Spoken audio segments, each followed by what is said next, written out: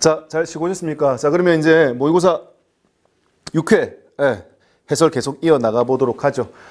자, 우리 이제 노킹을 방지성을 표시하는데 가장 적합한 옥탄가 표기법? 우리 뭐 옥탄가 뭐 높다 낮다 뭐 이렇게만 얘기했었는데 이게 표기법이 있다라는 겁니다. 그래서 이 표기법과 관련된 내용 이것도 뭐 변별력으로 준비한 거예요. 이거는 이제 부담 가지지 마시고요. 그냥 내용을 본다, 가볍게 보고 넘어간다. 그래서 내용이 나오면은 한번 눈으로 익힌 문제는 바로바로 맞추실 수 있으니 그런 개념으로 좀 가볍게 봐주시면 좋겠습니다. 자, 그래서 저속 전 부하예요. 그러니까 속도가 낮은 데서 엔진 입장에서 부하가 많이 걸리는 경우, 그러니까 잘 돌지 못해서 노킹이 일어나는 경우가 많겠죠.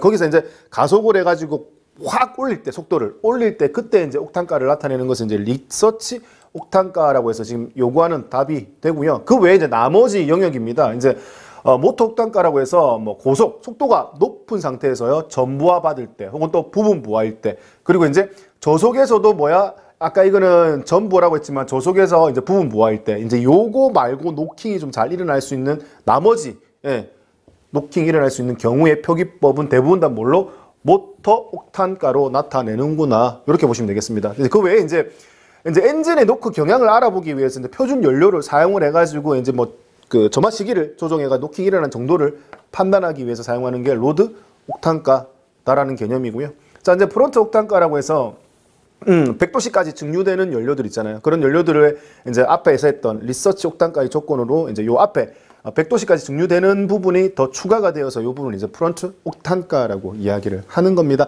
가볍게 갑시다.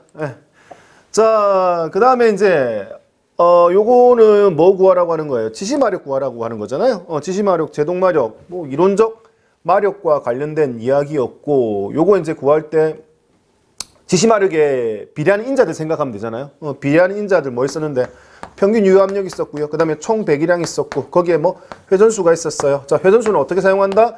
얘가 4행정 사이클 엔진일 때는 2를 나눠주고요. 2행정 사이클 엔진일 때는 그냥 그대로 사용하면 된다라고 했던 부분 기억나시죠? 그대로 대입시키면 되잖아요. 그래서 평균 유압력 비례하니 그대로 적으시고요. 여기 제곱 있잖아요. 적고, 그 다음에 이제 배기량 그대로 가지고 옵니다. 회전속도 그대로 가지고 오게 되고요. 그럼 어떻게 되는데 이제 단위 환산하면 되는 거잖아요. 제곱센티미터 없어지고 요거 날리고, 그 다음에 이제 여기서 이제 이렇게 바뀔 때는 우리 1마력이 뭐였다? 75kg 중 메타 퍼 세크였다. 단위 맞추는 거죠. 그래서 여기 킬로그램 남아 있고요. 센티미터, 여기 있는 남은 센티미터를 뭘로? 여기 있는 미터로 바꾸기 위해서 100을 나눠줬어요. 단위 환산하려고요. 자, 그 다음에 여기 이제 미터까지 맞췄으니까 나머지 퍼 세크만 맞추면 됩니다. 그래서 여기 퍼 미니츠를 뭘로? 퍼 세크로 바꾸기 위해서 60을 나눠줬어요. 그럼 단위 다 맞춘 거잖아요. 킬로그램 메타 퍼 세크, 킬로그램 메타 퍼 세크. 그럼 요 녀석을 뭘로? 마력으로 바꿀 때 상수 75가 필요하다. 그래서 나누기 얼마? 75를 하게 되면 뭐 약분될 거 신나게 날리고 하면 따로 계산 없이 400마력을 구할 수 있다. 그래 보시면 되겠습니다. 자, 3번입니다. 체크 밸브예요. 체크 밸브는 펌프가 회전할 때는 항상 열려 있잖아요. 펌프가 회전할 때 항상 열려 있고, 펌프가 작동을 멈추면은 체크 밸브가 닫혀가지고 역류를 방지하죠. 그로 인해서 산압을 유지하고요. 그 다음번 어떻게 공기가 안 차잖아요. 베이퍼록 방지. 그 다음번 시동 걸 때 시동이 잘 걸리게 하는 제시동성 향상까지. 그게 뭔데? 체크 밸브가 하는 역할이지 않습니까? 그래서 뭐 엔진이 회전하고 있어. 그럼 체크 밸브 돌겠죠? 체크 밸브 작동되겠죠? 왜? 펌프가 도니까. 자, 연료 압송시 올라가고 있으니까 체크 밸브 열려 있어요. 기관 정지했으면 어떻게 된다? 이제 역류 하는 걸 방지해야 되니까 닫히게 되겠죠. 얘가 답이 되겠죠. 뭐 연료 분사 시도 연료가 공급되고 있는 상황이니까 이거 쉽게 답을 골라내실 수 있다. 자, 이제 요구 전압과 관련된 내용이에요. 이것도 뭐 우리 300제 있던 내용들이지 않습니까? 그래서 점화 플러그의 전극 형상, 그 다음에 뭐 간극, 뭐 혼합기 압력 요런 것들이 뭐다? 요구 전압에 영향을 미쳤다. 아닌 게 뭐 기관 윤활유 압력이었는데 뭐 표의 내용을 굳이 또 보고 한 번 더 복습을 하자면 방금 얘기했던 선제에 있는 것처럼 전극, 간극, 압축, 압력, 전극 형상 요런 것들이 어떻게 된다? 점화 요구 전압에 영향을 미칠 수 있다. 그리고 이제 요런 항목들이 어떤 경우에 요구 전압이 높아지는지 낮아지는지도 좀 구분해 보시면 좋겠죠. 요거 하는 김에. 그래서 전극, 간극은 뭐야? 클 때, 간극이 넓을 때 어떻게 된다? 요구, 불꽃을 만들 때 요구되는 전압이 같이 높아진다. 그리고 압축 압력이 높을 때, 그러니까 악조건에서 어떻게 요구되는 전압이 높아진다라고 기억을 해두시면 되겠죠. 그래서 압축 압력이 높을 때도 마찬가지 요구 전압이 높아지게 되고요. 혼합비가 희박할 경우에 어떻게 된다? 요구 전압은 높아진다. 전극 온도가 낮아요. 불 붙기 안 좋은 조건, 요구 전압 높아지게 되고요. 전극 형상이 둥글어. 그럼 어느 포인트를 잡고 불꽃이 생길지 모르잖아요. 그러니까 어떻게 된다? 상대적으로 높은 전압이 필요하다.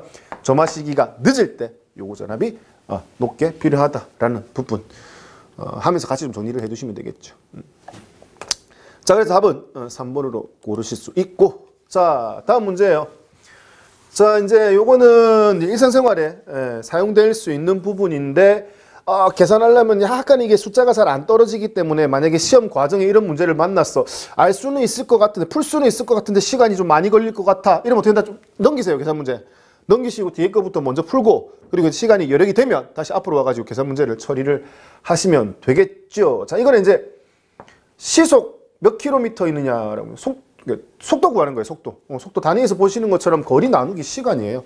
너무 간단한 겁니다. 원리는 간단하죠. 자, 거리 나와져 있잖아요. 서울에서 대전까지 거리가 얼마입니까? 187.2km입니다. 거기에 이제 뭐야? 걸린 시간만 나눠주면 그냥 끝나는 거예요. 걸린 시간만 나눠주면 되는데, 걸린 시간 계산하기가 좀 까다롭잖아요. 3시 8분. 그러니까 오후 1시 20분에 출발해가지고 3시 8분이었다면 걸린 시간이, 이거 시간으로 계산하기 좀 애매하다, 그죠? 분으로 떨어뜨리기가 좋겠다. 그래서 여기 40분 더하면은 2시 되네요. 2시에서 1시간 8분. 1시간 8분 더 더해지니까 3시간 8분이죠. 2시 40분에다가 여기서 1시간 8분이 더했으니까 60분. 그러니까 108분이 되네요. 분으로 하면 108분이 됩니다. 시간으로 하기 까다로우니까. 자, 여기서 이제 분을 뭘로? 시간으로 바꾸기 위해서 60만 곱해주시면 된다는 개념인 거죠. 그래서 조금 계산하기는 좀 까다롭네요. 그래서 6으로 약분하고 곱하는 게 오히려 좀 빠르겠다, 그죠? 그래서 그렇게 계산했을 때 약 얼마가 나온다? 104km/h. 시속 104km란 속도가 나올 수 있다. 이거 어려운 건 아니에요. 그냥 이제 중간중간 숫자가 좀 계산하기가 까다로워서 그렇지. 이거는 이제 시간을 좀 소비시키는 개념의 문제다. 이렇게 보시면 되겠네요. 자, 이 문제는 요게 이제 디젤 차량에 주로 좀 많이 접목이 되는 건데, 뭐 요 최근 들어서는 거진 다 들어가 있는 부분인 거고요. 이것도 문제가 나올 수 있을 것 같아서 준비를 했어요. 우리 부특성 서미스터라고 해서 우리 NTC는 너무 많이 했잖아요. 온도를 측정하는 용도로 사용하는 센서. 맞죠? 부특성 서미스터. 즉 온도가 올라가면 저항이 떨어지는 녀석. 이게 보통 부특성인데, 대부분의 금속도는 뭐다? 정특성이라고 했죠. 그래서 그 정특성을 가지고 있는 거는 뭔데? 온도가 올라가면 저항도 같이 올라가는 녀석들인 거죠. 그래서 이제 디젤 엔진 같은 경우는 이제 워밍업이라고 합니다. 시동 걸어가지고 엔진이 따뜻해질 때까지 시간이 너무 많이 걸리는 거예요. 그래서 냉각수 온도가 올라가야지만 히터 틀어야지 따뜻한 바람이 나올 텐데 계속 찬 바람만 나오는 거죠. 엔진 따뜻해질 때까지. 그래서 그때까지 너무 그래서 어떻게 한다? 이런 정특성, 저항을 가진 녀석을 가지고 히터가 나오는 우리 그 히터 라지에이터라고 하죠. 실내에 있는 거. 걔 앞에 이제 열선 같은 녀석을 집어넣는 거예요. 그래서 이제 엔진이 워밍업 되기 전에 열선을 먼저 예열시켜서 단시간 내에 빠르게 히터를 구동시키기 위해서 쓰는 게 뭐다? PTC 히터라고 이야기를 합니다. 이거 검색하면 굉장히 생각보다 많이 나옵니다. 이런 용어 뭐 일상생활에서 많이 쓰고 있고요. 그래서 PTC 히터라는 개념을 좀 알아주시면 좋겠다라고 해서 준비를 해봤어요. 뭐 SCR은 우리 선택적 촉매 환원 장치지 않습니까? 그런 개념이고, 뭐 NPN은 우리 그거 트랜지스터, PNP, NPN 뭐 그 용어를 따와서 표현을 했다. 이렇게 보시면 되겠습니다. 자, 7번이에요. 자, 갈로 안에 들어갈 내용으로 맞는 게 뭐냐라고 물어봅니다. 자, 상시 물림식을 개선한 거예요. 자, 상시 물림식, 도그 클러치 상시 물림식, 그죠? 상시 물려 있는 기어에 중간에 도그 클러치 있었어요. 도그 클러치를 바꿔가지고 어떻게 된다? 기어를 묶였다. 이 앞에는 뭐 있었다? 섭동 기어식이 있었죠. 섭동 기어식의 단점을 보완해서 나온 게 상시 물림식. 상시 물림식은 어떻게 된다? 기어가 맞물릴 때 충격은 일부 발생이 되죠. 그래서 어떻게 싱크로매식 기구를 썼죠. 싱크로매식 기구를 써서 경사면을 통해 가지고 실제 어떻게 마찰을 일으키면서 회전수를 일부 동기화시키면서 변속이 되게끔 만들었죠. 그걸 뭐라고 한다? 동기 물림식이라고 얘기했던 거잖아요. 그래서 이거 이제 동기 물림식은 상시 물림식을 개선한 그 뒤에 나온 방식이다라고 보시면 되는 거죠. 그래서 요 두 개 중에 하나 답이 되겠네요. 자, 그리고 변속이 10도로 한 것이면 변속할 때 변속 레버에 의해서 뭐가 움직이냐? 자, 변속 레버를 움직여. 그럼 변속 레버 아래쪽에 어떻게 시프트 레일이 움직이죠. 시프트 레일. 시프트 레일 앞에 시프트 포크가 걸려 있잖아요. 시프트 포크에 걸려서 물려 있는 게 뭔데? 홈에 딱 걸려 있는 게 드럼 같은 게 움직인다 했잖아요. 드럼. 이 드럼이 뭔데? 싱크로 메쉬 기구 중에 드럼이 뭐다? 슬리브라고 했잖아요. 그럼 슬리브가 움직이면서 해당되는 싱크로나이저 링을 먼저 당긴다 했죠. 그러면 싱크로나이저 링이 움직여서 해당되는 콘의 기어에 기어에 콘 있는 부분과 링 있는 부분이 먼저 경사면이 맞물려서 마찰을 일으키면서 돌아가서 회전수를 일부 맞출 수 있다는 개념인 거죠. 그래서 그렇게 동기화시켜서 충격을 최소화한 이후에 변속되는 게 뭐다? 동기물림식인 거잖아요. 그래서 슬리브가 움직이는 게 맞죠. 여기서 끝난 거죠. 여기서 이제 답은 1번이라고 고를 수가 있는 거고요. 자, 그 마찰력에 의해 추축과 속도 기어를 어떻게 동일한 속도로 맞춰가지고 어떻게 회전할 수 있게끔 만들어준다. 뭐 이 축의 개념은 크게 의미가 없으니까 일단 답을 1번으로. 동기물림식이 뭐야? 상시물림식을 개선한 것이고 그 다음에 어떻게 변속 레버에 의해서 직접적으로 움직이는 게 뭐다? 슬리브라는 거. 그 슬리브가 움직임에 의해서 링이 마찰면, 그죠? 싱크로나이저 링이 해당되는 기어의 콘과 마찰을 일으켜서 동기화시키고 슬리브가 한꺼번에 다 덮어준다. 그러니까 허브 위에 있던 그 슬리브가 링 해당되는 기어 치형까지 세 개를 한꺼번에 물려서 회전수 맞추고 동기화된다. 뭐 그게 제일 핵심이지 않습니까? 그 내용 잘 좀 기억해 두시면 좋겠어요. 자, 자동 변속기 차량인데 공회전 상태에서 작동하지 않는 게 뭐냐라고 물어보는 겁니다. 자, 공회전이면 엔진이 일단 돌고 있다, 그죠? 엔진을 돌고 있으니 드라이브 플레이트라고 해서 얇은 접시가 있죠. 우리 뭐 플라이 휠이라고도 표현하는데 굉장히 얇다라고 했어요. 그래서 이 얇은 드라이브 플레이트에다가 요렇게 펌프죠.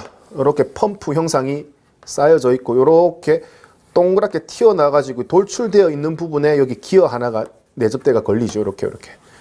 그래서 이 부분을 펌프, 이 부분을 뭐라고 한다? 오일. 자동 변속기 오일이 펌프를 순환시키는 녀석. 오일 펌프. 그래서 엔진이 돌면은 펌프하고 여기 있는 내접기가 도니까 자동 변속기 안에 오일을 순환을 주는 펌프까지 무조건 같이 돌아요.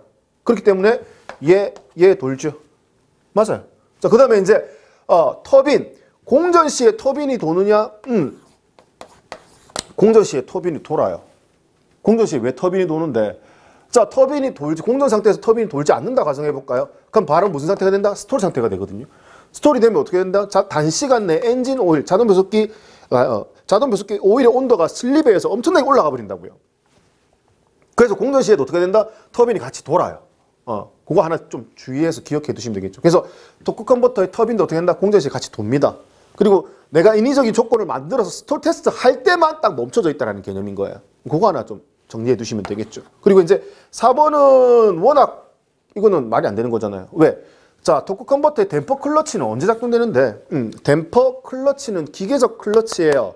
유체에 의한 손실을 최소화시키기 위해서 직접 연결하는 클러치를 얘기하는 거잖아요. 얘는 언제? 자동차가 이제 토크가 많이 필요 없을 때, 부하 많이 안 받을 때 고속으로 주행하고 있는 상황에서 어떻게? 클러치 포인트 이후죠.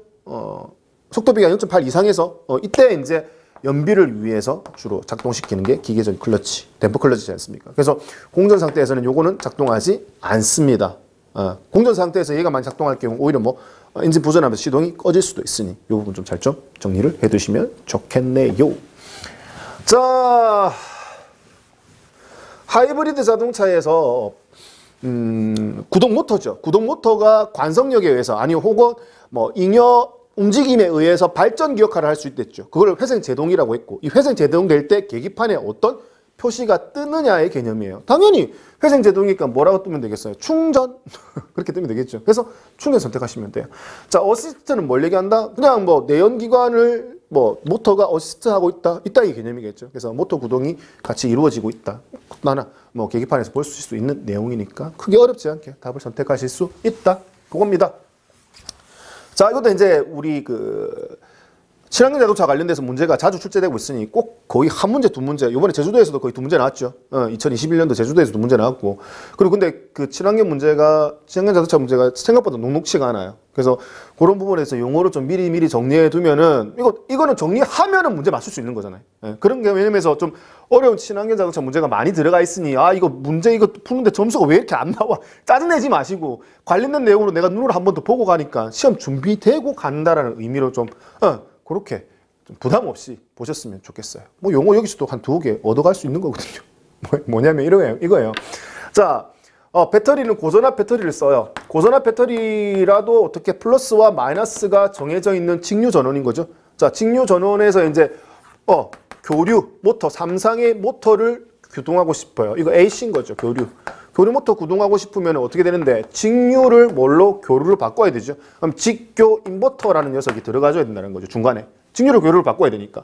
그래서 이제 접지되어 있고 이 고전압이 들어갈 때 이제 모터의 회로에 바로 다이렉트로 릴레이를 써가지고 붙여버리면 이제 여기 고전압에 의해서 충격 먹을 수 있다고, 데미지 먹을 수 있다고요.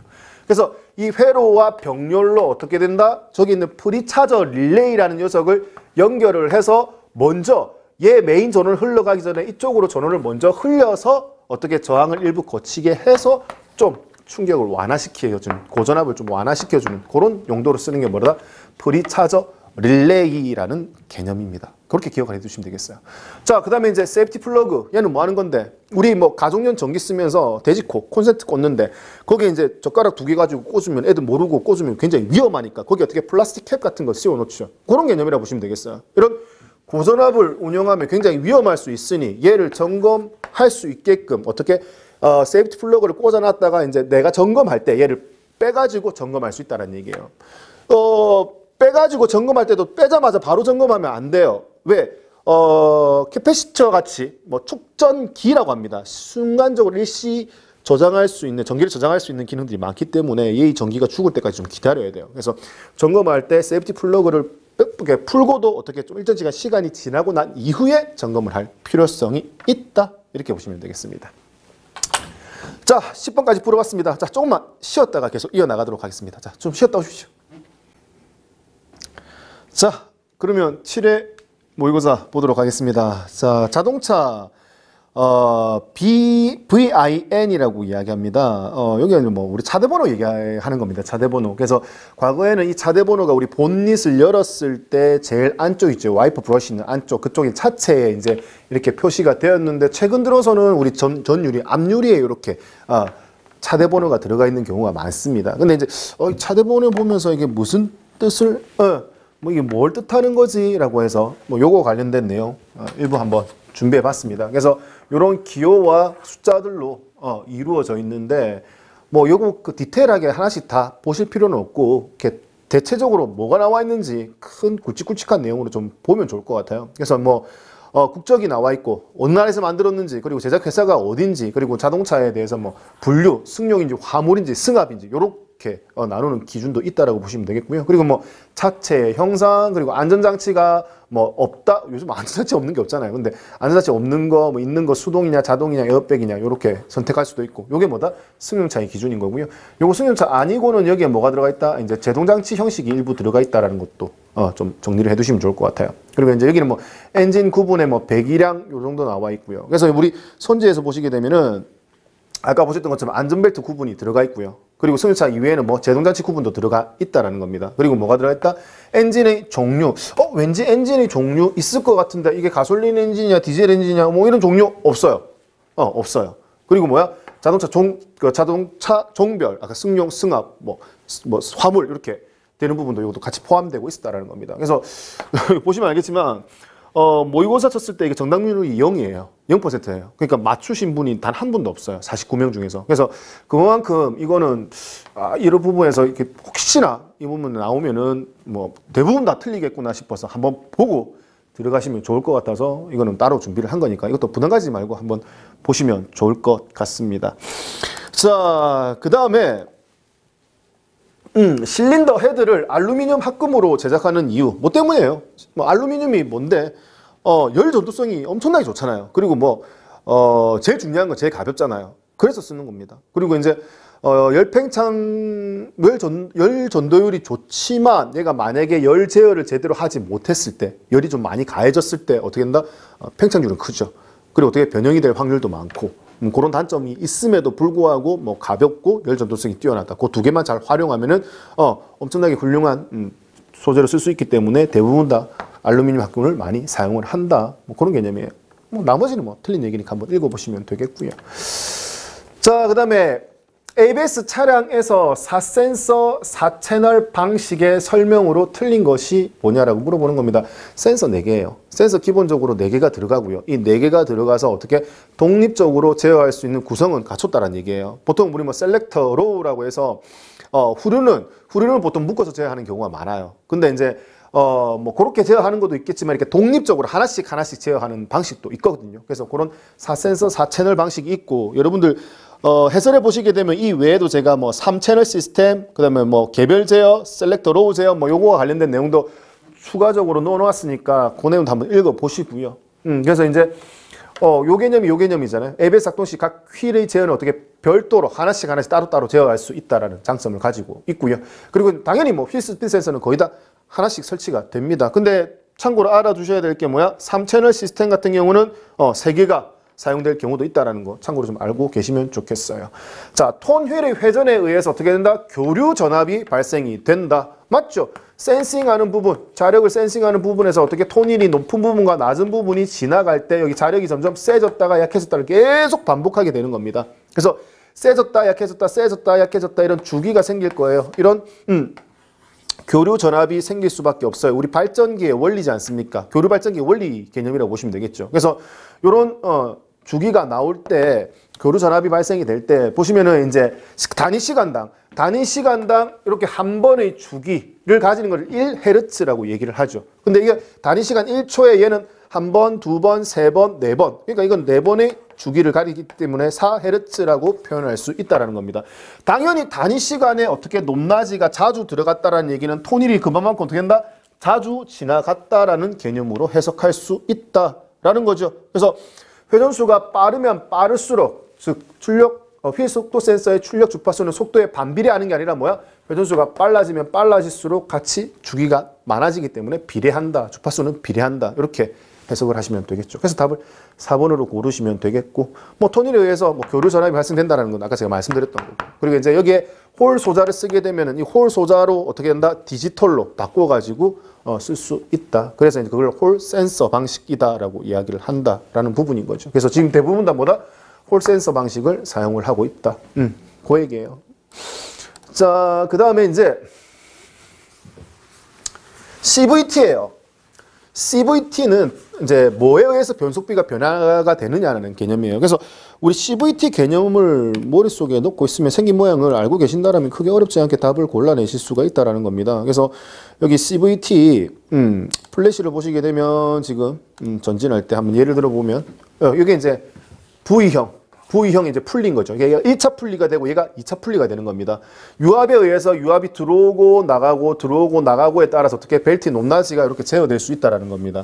그래서 V형의 풀리와 이 V형에 상응게끔 움직이는 어떻게 V형의 벨트로 이루어진다. 그래서 이 V형의 벨트는 그냥 일체형 벨트가 아니라 이 V형을 만들기 위한 각각의 조각들이 어떻게 벨트로 묶어진 형태로 구성되어 있습니다. 그래서 여기 보시면 이렇게 이런 하나의 조각들이 경사면 이쪽 부분 경사면을 가지고 있고요. 이게 이제 여러 층의 벨트로 묶여져 가지고 여기에 이제 V형의 풀리에 접합이 되어서 동력을 전달하게 되는 상황인 겁니다.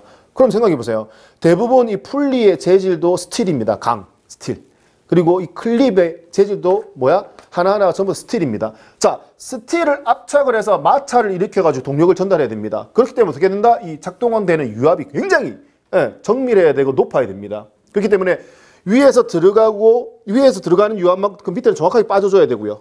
이렇게 반작용으로 움직이는 게 정말 정밀하고 높은 압력으로 움직여야지만 슬립 없이 정밀하게 제어할 수 있다는 부분. 그런 것도 좀 알아주시면 좋겠죠. 그렇기 때문에 연비는 기본적으로 무단자동 변속기가 잘 나올 수밖에 없지만 여기에 이제 좀 높은 압력을 유지하기 위해서 따로 별도의 오일 펌프를 주로 많이 사용을 하게 됩니다. 거기서 오는 손실이 조금 있어요. 왜? 고압의 펌프를 구동하기 위해서는 엔진에는 어떻게 된다? 부하가 걸릴 수밖에 없는 개념이거든요. 그래서 거기서 연비가 조금 마이너스 오는 거는 있지만 기본적으로 전반적으로 봤을 때는 어떻게 된다? 훨씬 더 효율적으로 제어하기 때문에 연비가 일반적으로 좋게 나온다. 이렇게 보시면 되겠네요. 자, 그 다음에 사행정 사이클 내연기관이에요. 자, 맞는 거잖아요. 자, 이론적 발생 마력을 우리 앞에 썼잖아요. 우리 지시마력, 마력이라고 얘기를 하죠. 지시마력, 도시마력이라고 얘기하죠. 이건 실제 나오는 마력이기 때문에 틀렸네요. 자, 6실린더 4행정이잖아요. 그럼 4행정 사이클 엔진은 두 바퀴 돌 때 한 사이클이 끝나니까 720도에다가 나누기 기통수 하면 되잖아요. 기통수가 얼마인데 6실린더야. 여기 6실린더가 들어가면 위상차 얼마? 120도가 돼야 되죠. 틀렸죠. 자, 베어링의 스프레드라고 얘기합니다. 베어링의 스프레드는 이렇게 하우징이 있어. 자, 이렇게 하우징이 있으면, 요런 하우징이 있으면 어떻게 된다? 여기 위에 베어링이 이렇게 얹혀져 있죠. 이렇게 얹혀져 있어가지고 어떻게 된다? 누구의 직경이 더 크다? 이 베어링의 직경이 더 큰 거죠. 하우징의 직경보다. 그래서 이렇게 큰 상황에서 어떻게 조립하기 위해서 살짝 눌러서 안으로 밀었을 때 얘가 완전 밀착이 되어서 잘 빠지지 않게끔 밀착력을 높일 수 있다는 개념이었지 않습니까? 그래서 베어링 스프레드는 피스톤이 핀저널이에요. 핀저널이면 어딜 얘기한다? 우리 크랭크 축의 개념에서요. 메인 저널, 그 다음에 뭐다? 이렇게 암 있고, 핀저널, 암, 그 다음에 또 메인 저널, 암, 핀저널, 암, 이런 식으로 하잖아요. 그래서 이 부분을 우리 메인 저널이라고 하고, 이 부분을 우리 암이라고 하고, 그 다음에 커넥팅 로드 대단부가 올라가는 이 부분을 뭐라고 한다? 핀 저널이라고 이야기를 하는 거잖아요. 메인 저널에도 마찬가지 스프레드가 존재할 수 있지만, 핀 저널에도 똑같이 뭐 스프레드는 존재할 수 있다라는 부분도 한 번 더 정리해서 챙겨주시면 좋을 것 같네요. 자, 모든 DOHC 엔진의 밸브 수는 16개다. 우리 보통 4기통을 얘기를 많이 하다 보니 4기통을 얘기 많이 해서 이 4기통에 실린더 하나당 보통 흡기 밸브 2개, 배기 밸브 2개 이런 식으로 많이 표현하니까 한 실린더당 4개니까 곱하기 4기통이면 16개지 않느냐라고 우리 상식적으로 머리에 넣어놓았던 그 부분을 오히려 그냥 틀린 선지로 이렇게 착각할 수 있게끔 문제를 만든 거죠. 모든 DOHC 아니잖아요. 4실린더 4실린더 엔진의 경우만 16개다라고 보시면 되겠죠. DOHC 중에서. 그래서 만약에 이게 뭐 6기통이다, 8기통이다 이러면 어떻게 된다? 밸브 수가 완전 달라진다는 개념인 거죠. 그래서 얘도 틀린 선지입니다. 그래서 답을 3번으로 고르시면 되겠네요. 자, 피해조예요. 피해조 앞전 소자. 반도체 피해조 앞전 소자는 전부 다 뭐 하는 거다? 압력을 측정하는 데 사용하는 거죠. 압력. 우리 압력을 측정하는 센서 뭐 있었는데? 대기 압력 센서. 그 다음에 흡기 다기관이나 서지 탱크에서 어떻게 공기에 유입되는 양을 간접적으로 계측하는 센서죠. 맥 센서. 디제트로닉이라고 얘기했던 부분 있잖아요. 자, 그런 개념으로도 압력 센서가 쓰일 수 있고, 그 다음에 이제 실린더 블럭의 흔들리는 정도를 측정하기 위한 노킹 센서, 뭐, 요 정도에서 사용할 수 있었다. 그러면은, 그 내용으로도 문제는 충분히 해결이 되죠. 매니폴드, 이건 다기관 압력 센서, 흡기 다기관의 압력 센서라고 보시면 되겠죠. 맵 센서 얘기하는 겁니다. 그래서 이걸 이용한 센서는 뭐 2번 답이 된다. 자, 그 다음에 이거는 이제 정말 간단하지만 뭐 개념을 모르면은 풀 수 없는 문제. 요즘 뭐 계산 문제를 제가 쭉 지켜봤는데 기존에 이제 기본서에 나와 있던 계산 문제보다는 응용해서 나오는 문제가 많더라고요. 이번에 제주도에서도 문제가 출제가 되었는데 전기차, 친환경 자동차와 관련돼서 고전압 배터리 사용과 관련돼서 문제가 나왔는데 기존에 풀었던 부분으로 해결이 안 되는 부분이 많이 나오더라고요. 그래서 계산하는 문제도 조금 우리 기본서에 없던 내용 좀 응용할 수 있을 만한 부분들을 좀 많이 준비를 했습니다. 그래서 버거워요. 당연히 계산 문제 자체도 싫은데 응용돼 가지고 뭐 다른 부분에서 나온다 이래버리면은 정말 이제 손대기가 쉽지가 않거든요. 그런데 짧게나마 한번 놓고 들어가게 되면은 문제가 만약에 비슷하게 나오면은 바로바로 해결해낼 수가 있다는 겁니다. 그런 취지에서 제가 했기 때문에 너무 깊이 있게는 보지 마시고 그냥 간단하게 이런 게 있구나 하고 터치만 하고 넘어가시면 좋을 것 같아요. 뭐 시험 직전이니까 그렇게 너무 부담 가지지 말고 가볍게 봐달라는 뜻으로 말씀을 드렸습니다. 자, 먼저 1뉴턴이라는 개념부터 좀 알아보죠. 1뉴턴. 우리 보통 뭐 무게의 단위로 킬로그램 뭐 킬로그램 중 이렇게 많이 쓰잖아요. 근데 이제 1뉴턴이라는 개념이 있죠. 자, 1뉴턴은 뭔데? 자, 순수 중력장이 아닌 순수 질량입니다. 질량 1kg을 가진 물체가 각속도죠. 1m/s의 제곱의 각속도로 움직이고 있을 때 이 에너지를 뭐라고 한다? 1뉴턴이라고 이야기를 합니다. 그래서 이 뉴턴을 우리 F라고 보면 되고요. 1kg을 뭐라고 본다? 질량이라고 보면 되죠. 그리고 뭐야? 미터/s의 제곱은 우리 앞에서도 얘기했지만 얘를 뭘로 쓸 수 있다? 가속도로 쓸 수 있다라는 개념인 겁니다. 그러면은 요 개념이 머릿속에 있으시다라면은 크게 어렵지 않게 문제를 해결할 수 있어요. 왜? 뭘 구하라고 했는데? 가속도를 구하라고 한 거잖아요. 이게 미지수인 거예요. 그러면은 여기에 나머지는 이제 다 주어져 있잖아요. 질량 주어져 있고 그 다음에 1뉴턴. 요 1뉴턴이라는 개념이 들어가 있으니까 요 그대로 대입시켜서 풀어내면 된다는 겁니다. 근데 풀기 전에 A에 관련된 식으로 먼저 만들어 보죠. 여기 양변에 n분의 1을 곱하면은 곱하기 n분의 1을 하게 되면은 당연히 똑같은 건 날아가고 이쪽에 뭐만 남는다? 가속도만 남죠. 그래서 가속도는 뭐라고 표현할 수 있는데 가속도는 뭐분의 뭐? n분의 f 이렇게 표현할 수 있다는 거죠. 그래서 여기서 f가 뭐였는데 1뉴턴이잖아요. 1뉴턴이 얼마다? 1kg 질량의 뭐 1m/s의 제곱의 가속도를 가진 녀석이라고 했고요. 여기 질량, 수소 질량을 얼마로 줬는데 2kg으로 준 거잖아요. kg 2분의 1이니까 0.5가 되죠. 그래서 뭐가 된다? 0.5m/s 제곱이라는 이렇게 가속도를 구할 수 있다라는 개념인 겁니다. 그래서 이거는 뭐 1뉴턴에 대한 정의를 알고 있으면은 좀 쉽게 접근할 수 있는 문제다. 그래서 요거 하나 봐주시면 해서 문제 준비했습니다. 자, 그다음에 요것도 최신 신기술 중에 하나입니다.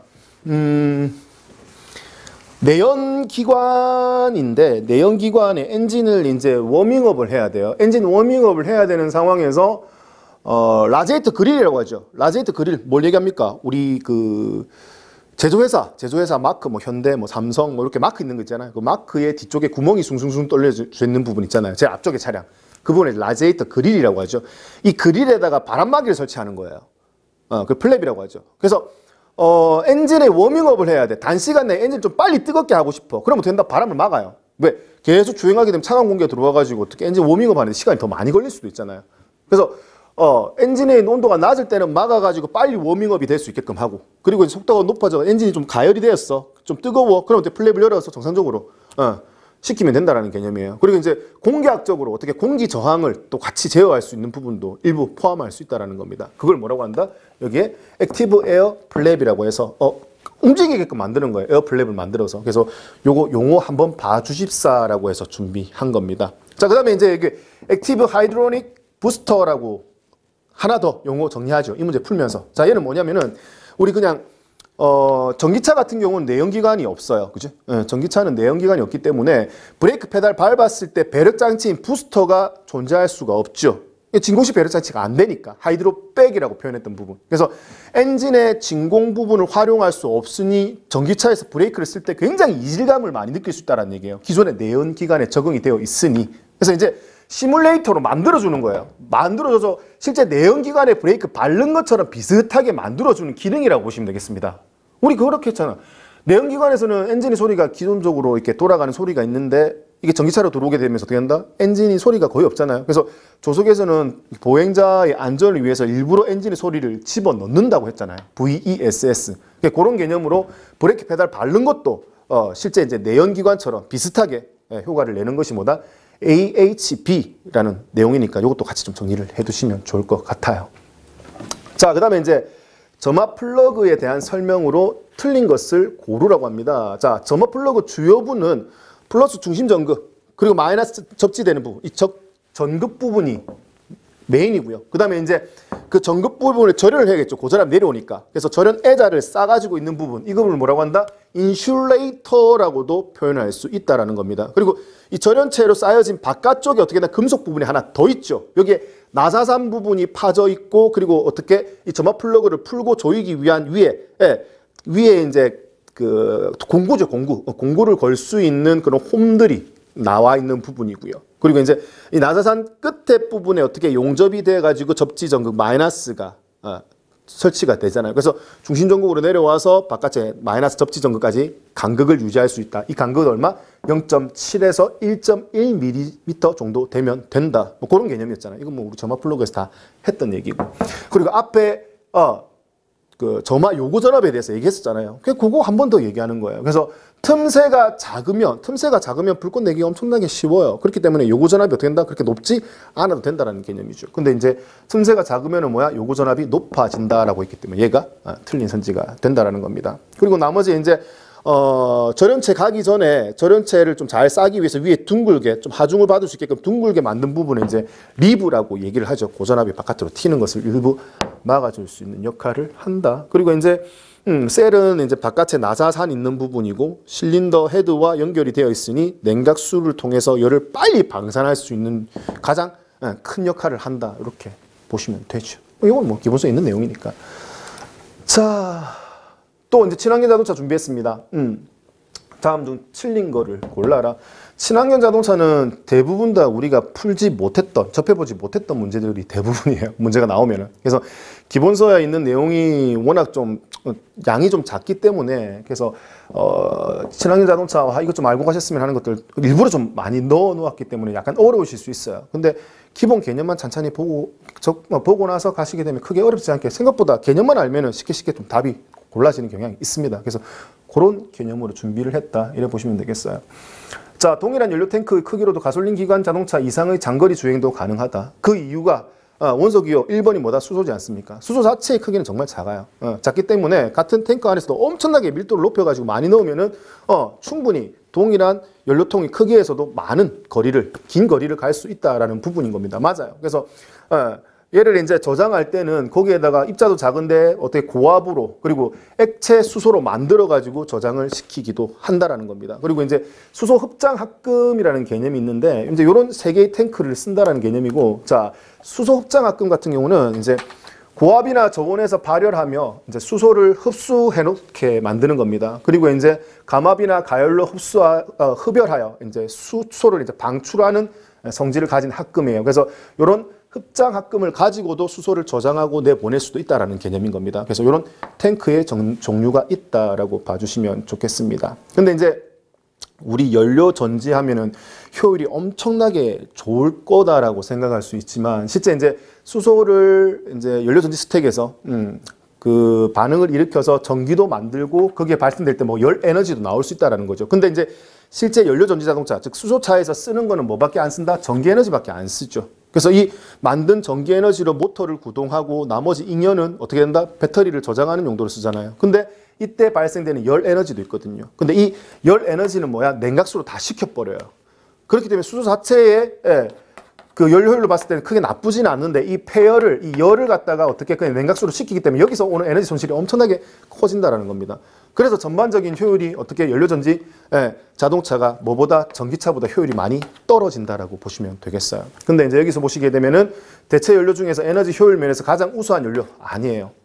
그래서 그런 폐열을 좀 잘 제어할 수 있는 개념으로 오히려 발전기는 괜찮아요.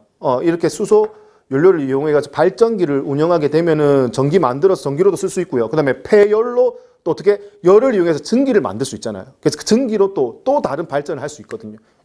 그 폐열을 활용할 수 있다라면은 꽤 효율 면에서 우수해지지만 지금 현존하는 수소 자동차는 그렇게 우수한 편이 아니다라는 부분 좀 챙겨주시면 좋겠습니다.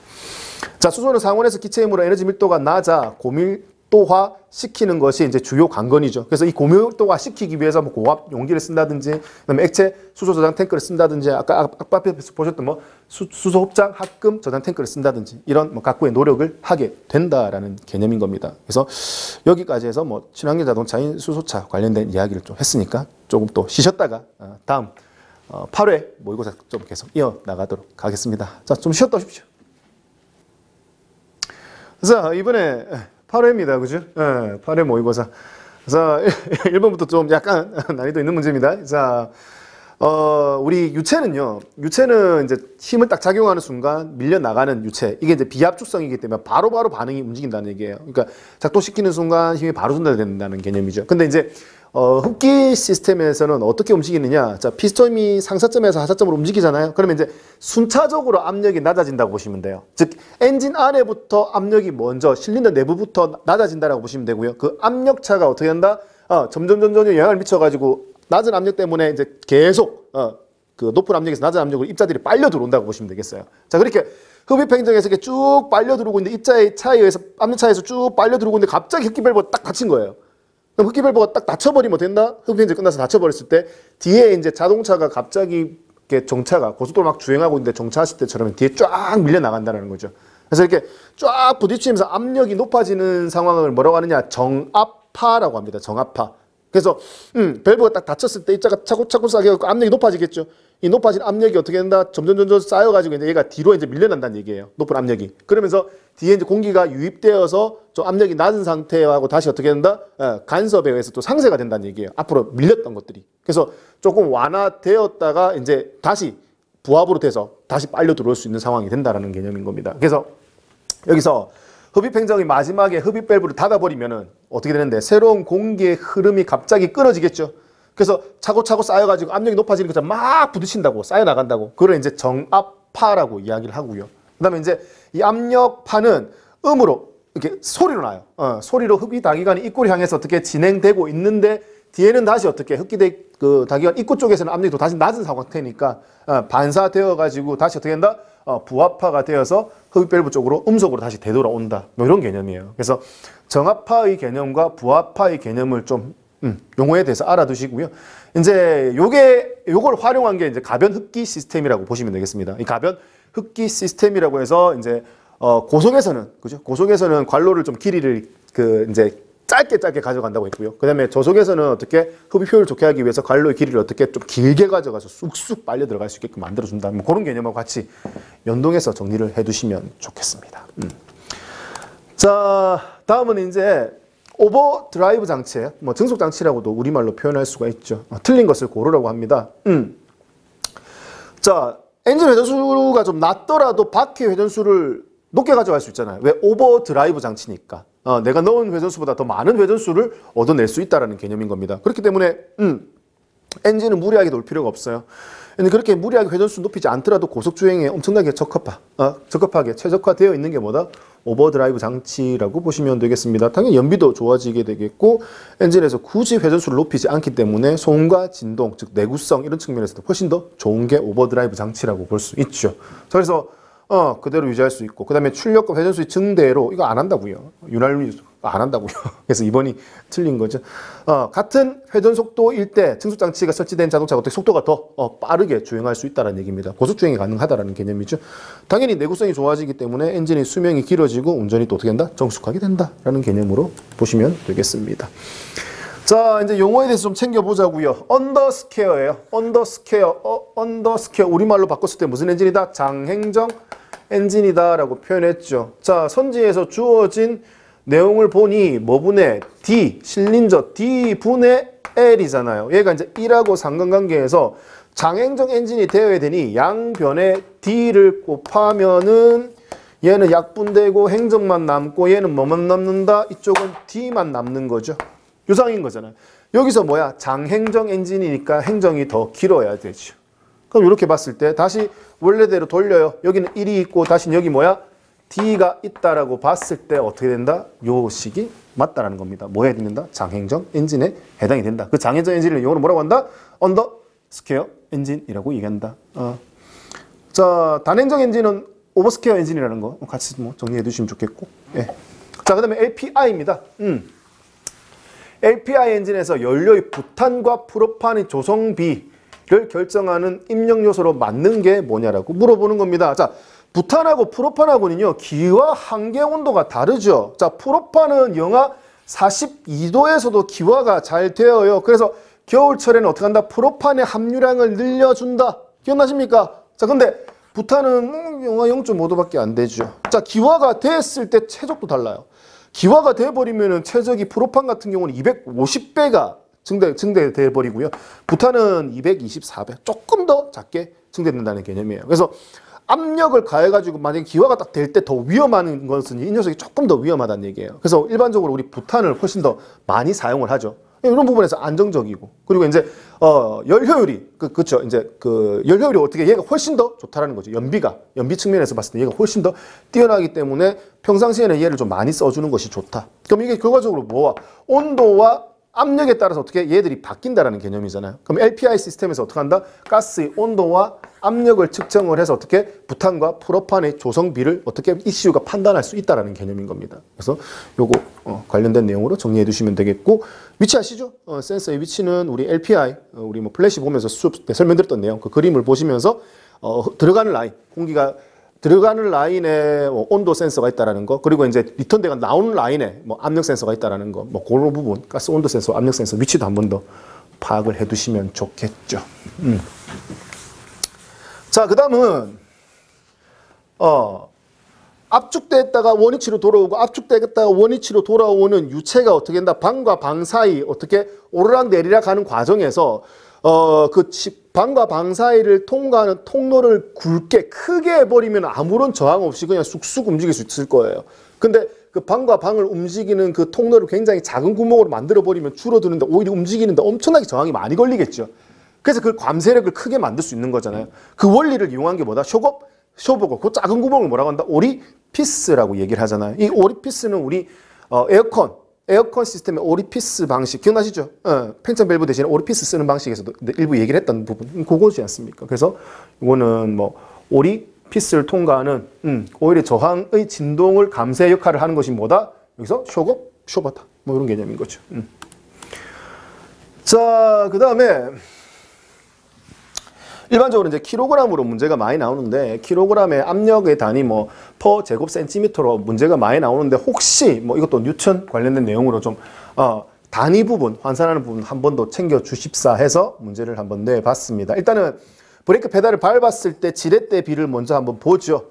자, 제일 짧은 게 4고요. 제일 긴 게 어떻게 된다? 요게 아니라고 했죠. 왜? 요 포인트를 기준으로 회전하는 것이 아니라 뭐야? 위에 포인트 기준으로 회전하는 거기 때문에 요거 때 요거라고 했습니다. 그래서 제일 긴 게 보시면은 16 더하기 4가 되니까 20이 되겠죠. 그리고 짧은 게 얼마다? 4니까 5대 1. 5배만큼 힘이 증대되는 지렛대 비를 가지고 있습니다. 자, 브레이크 페달을 100N으로 작동 시켰기 때문에 실제 들어가는 힘은 5배인 얼마? 500N이 작동이 된다. 이렇게 보시면 되겠습니다. 자, 500N이 작동이 되는데, 자, 또 당연히 그 단위가 뭔데? 압력의 단위는 힘에다가 나누기 면적이지 않습니까? 그래서 여기에 나누기 면적 얼마 해주면 되는데 5제곱센티미터가 있으니 여기 5제곱센티미터를 해주면은 얼마가 된다? 100 뉴턴 퍼 제곱센티미터가 된다라는 겁니다. 그러면 이 100 뉴턴 퍼 제곱센티미터의 단위 환산 뭐 킬로파스칼로 나왔다라는 개념이에요. 그래서 킬로파스칼로 나왔다라면은 뉴턴 퍼 제곱센티미터가 얼마다? 10킬로파스칼이니 여기서 똑같이 공이 어떻게 두 개가 더 붙으면 되는 상황이니 여기서 공 두 개 더 붙이면 얼마가 된다? 1000킬로파스칼이 된다라는 개념인 겁니다. 그래서 일반적으로 우리 이게 문제 나온다라면 그냥 킬로그램에 퍼 제곱센티미터가 나올 수도 있지만 요 단위도 한번 챙겨 주십사 하고 제가 말씀을 드리는 겁니다. 자, 부산에서 실제 뭐 단위 환산하는 문제 한번 나온 적이 있기 때문에 제가 높아심에서 이렇게 정리를 해드린다. 이렇게 보시면 되겠습니다. 자, 그 다음에 이제 요것도 이 센서에 대해서 제가 정리를 안 해드렸기 때문에 이것도 문제를 한번 출제해봤어요. 자, 배터리입니다. 배터리의 전압, 전류, 온도 값을 측정해주는 센서를 다 같이 따로 두는 겁니다. 그래서 이제 ECU가 이 신호를 바탕으로 발전기 로터에 이제 전류를 제어하는 최근에 쓰는 이것도 뭐다? 신기술과 관련된 내용이다라고 보시면 되겠습니다. 아이들 스탑앤고는 많이 보셨을 것이고요. 그 다음에 AEB가 뭐 자동 긴급 제동 장치인 거죠. 거리 파악해가지고 레이더 센서 이런 것들로 어떻게 한다? 거리 파악해가지고 어떻게 이 시점에서는 제동이 가해져야 돼. 그래서 적극적으로 제동해가지고 어떻게 추돌 사고를 막아주는 자동 긴급 제동 장치. 그리고 이제 카메라를 이용하죠. 카메라를 이용해서 어떻게 차선을 인지를 해서 어떻게 차선을 유지시켜주게 하는 전자 제어 장치. 자, 그 다음에 IBS라고 하는 거 새로 하나 기억을 해두자는 거죠. 그래서 이 IBS 즉 배터리 인텔리전트 배터리 센서라고 해서 배터리의 상황을 ECU가 받아서 로터를 어떻게 된다? 보다 더 정밀하게 제어할 수 있다라는 개념인 겁니다. 과거에 이제 뭐 우리 뭐 전압 조정기 제너 다이오드 쓰는 방식보다 훨씬 더 진일보화됐다라고 보시면 되겠습니다. 자, 그 다음에 이제 다음 내용인데 12V입니다. 12V형 전구 몇 와트인지 모르는 거잖아요. 그리고 와트를 구하라고 했고 이건 뭐 단순하게 전력 구하는 공식이죠. 피 흘리는 I 요걸 해결할 수 있잖아요. 자, P가 몰라요. P는 모르는데 I가 2.5A 거기에 E 12V지 않습니까? 그래서 12에다가 2.5배 하면은 얼마가 나온다? 30W가 나온다. 간단하게 해결할 수 있는 부분입니다. 자, 그 다음에 이제 항상 얘기 많이 했던 거 있잖아요. 모터를 발전기로 이용한다. 즉 운동 에너지 감속하는 거지. 감속할 때 운동 에너지를 뭘로? 전기 에너지로 바꾼다. 이거 뭐다? 에너지 회생 제동. 이거는 최근 들어서 과거에 우리 셰시에서 스테빌라이저가 한참 문제는 많이 나왔었잖아요.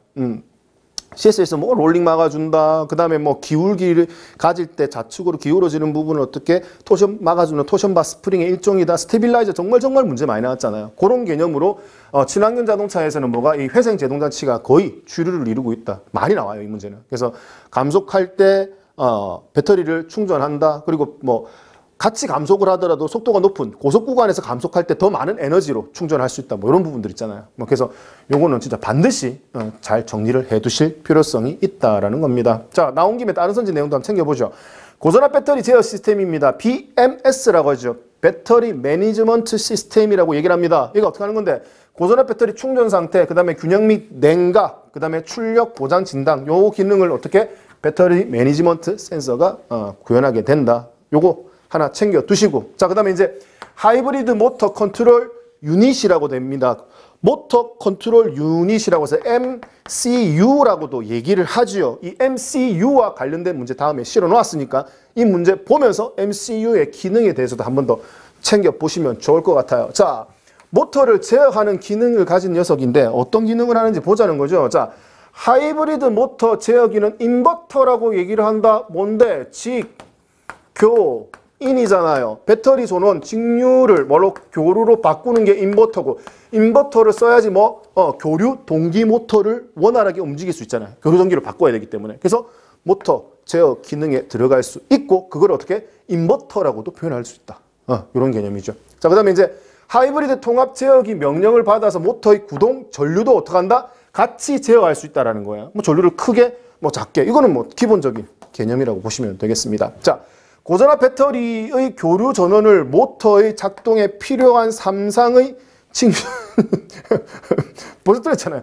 고전압 배터리는 무슨 전원이에요? 교류가 아니라 뭐다? 얘는 직류 전원이잖아요. 여기서 틀렸습니다. 그죠? 그리고 이제 모터의 작동에 필요한 게 삼상이면 직류가 아니라 뭐다? 교류 전원으로 들어가야 된다는 개념인 거죠. 여기서 바로 틀렸습니다. 그래서 뭐 대단하게 어려운 것 같지만 기본적인 개념만 잘 이렇게 훑어서 보면은 크게 어렵지 않게 답을 고를 수 있는 선지들이 생각보다 많아요. 자, 그럼 이거 우리 앞에서 얘기했던 이 기능 인버터라고 하는데, 이거 인버터 기능을 잘못 설명한 거죠. 자, 배터리 충전을 위한 에너지 회수 기능. 그죠? 이거 아까 얘기했던 거 감속할 때 회생 제동 기능. 그것도 같이 여기서 수행할 수 있다라는 내용으로 MCU의 내용도 같이 좀 정리를 해 두시면 좋겠죠. 그래서 마지막 문제의 답은 뭘로? 3번으로 선택하시면 되겠습니다. 자, 그럼 또 마저 조금만 쉬셨다가 9회 모의고사 또 진행하도록 하겠습니다. 자, 좀 이따 뵙겠습니다. 자, 그러면 9회 모의고사 풀이해 보도록 하죠. 자, 1번 문제도 신기술과 관련된 내용입니다. 자, 조향장치인데요. 우리 그 고속으로 직진 고속으로 주행할 때는 핸들을 많이 꺾을 일이 별로 없잖아요. 고속으로 주행할 때는 핸들을 조금씩밖에 안 꺾잖아요. 그래서 고속으로 주행할 때는 어떻게 한다? 기어비를 크게 해가지고 핸들을 좀 돌리더라도 어떻게 된다? 조향이 잘 안 되게끔 만드는 거죠. 그리고 이제 저속으로 주행할 때 이제 핸들을 많이 꺾는 경우가 많기 때문에 저속으로 주행할 때는 조향 기어비를 좀 어떻게 한다? 작게 해가지고 좀 원활하게 회전하게끔 만드는 거죠. 그래서 이거는 아래쪽에 있는 출력 기어를 다르게 하는 거예요. 출력 기어를 어떻게 한다? 여기는 출력되는 기어를 촘촘하게 많이 집어넣고 이쪽은 듬성듬성하게 집어넣는 거예요. 그래서 우리 조향 기어비는 조향비라고 하는 뭐 우리 이제 핸들을 몇 도만큼 돌렸는지, 그죠? 핸들을 돌린 각도 분에 이제 출력이 돌아간 각도지 않습니까? 그래서 이제 여기 기어를 어떻게 촘촘하게 넣어가지고 돌렸을 때 얘가 어떻게 천천히 움직이게끔 만드는 게 이제 직진할 때 이야기인 거고요. 그리고 이제 저쪽에서 핸들을 좀 많이 꺾었을 때 듬성듬성하게 해가지고 어떻게 된다? 내가 넣은 거에 같이 좀 빨리빨리 반응해서 움직일 수 있게끔 만들어 주는 것이 이제 가변 기어 비형이라고 이야기를 하는 겁니다. 줄여서 VGR이라고 표현을 하고요. 뭐 현대자동차 G70에 적용이 된 시스템이기도 합니다. 그래서 이것도 뭐 기본서에 없는 내용이니까 신기술과 관련돼서 좀 내용 좀 참고로 접목시켜 봤습니다. 자, 그 다음에 이제 제3의 브레이크로 틀린 것이 뭐냐라고 물어보는 겁니다. 뭐 주 브레이크라고 얘기하면은 디스크 브레이크, 그리고 뭐 드럼 브레이크 이런 것들을 예를 들 수가 있고요. 그 다음에 이제 주차 브레이크가 있죠. 주차하기 위해서 대부분 다 케이블, 기계식으로 작동할 수 있는 주차 브레이크. 자, 그 외에 나머지 제3의 브레이크라고 해서 엔진 브레이크, 저단의 내리막길에서 주 브레이크를 많이 쓰지 않기 위해서 저단의 기어를 집어넣어서 어떻게 한다? 속도가 잘 증속되지 않게끔 바퀴가 빨리 회전하고 싶어도 어떻게 된다? 그 기어비에 의해서 엔진 돌아가는 회전수 정해져 있을 거예요. 그래서 엔진이 더 빨리 돌지 않는 그 원리를 이용을 해서 쓰는 거. 엔진 브레이크. 자, 배기 브레이크는 배기가스 나가는 부분에 플랩을 설치를 해서 막아버려요. 그러면 배압이 찰 수 있으니 그 배압의 일부분을 이용을 해서 어떻게 들어오는 흡기 쪽도 같이 막아버린다는 개념인 거죠. 그래서 흡입도 배기도 안 되게 해서 어떻게 엔진의 출력을 줄이는 배기 브레이크. 그 다음에 이제 와전류 브레이크입니다. 동력을 전달하는 축에다가 디스크를 만들어서 디스크에 스테이터 코일을 주변에 둬가지고 전류를 만드는 거죠. 전류를 만들 때 어떻게 디스크가 다 잘 돌지 않게끔 그 전류에 의한 자력이죠. 전류에 의한 자력에 의해서 디스크가 잘 회전하지 않게끔 해주는 그런 방식으로 속도를 줄이는 와전류 브레이크. 이런 것들이 전부 다 뭐다? 제3의 브레이크라고 이야기할 수 있는 겁니다. 주체 브레이크는 뭐 기계식 브레이크로 요거는 뭐 그거하고는 상관이 없는 거다 이렇게 보시면 되겠죠.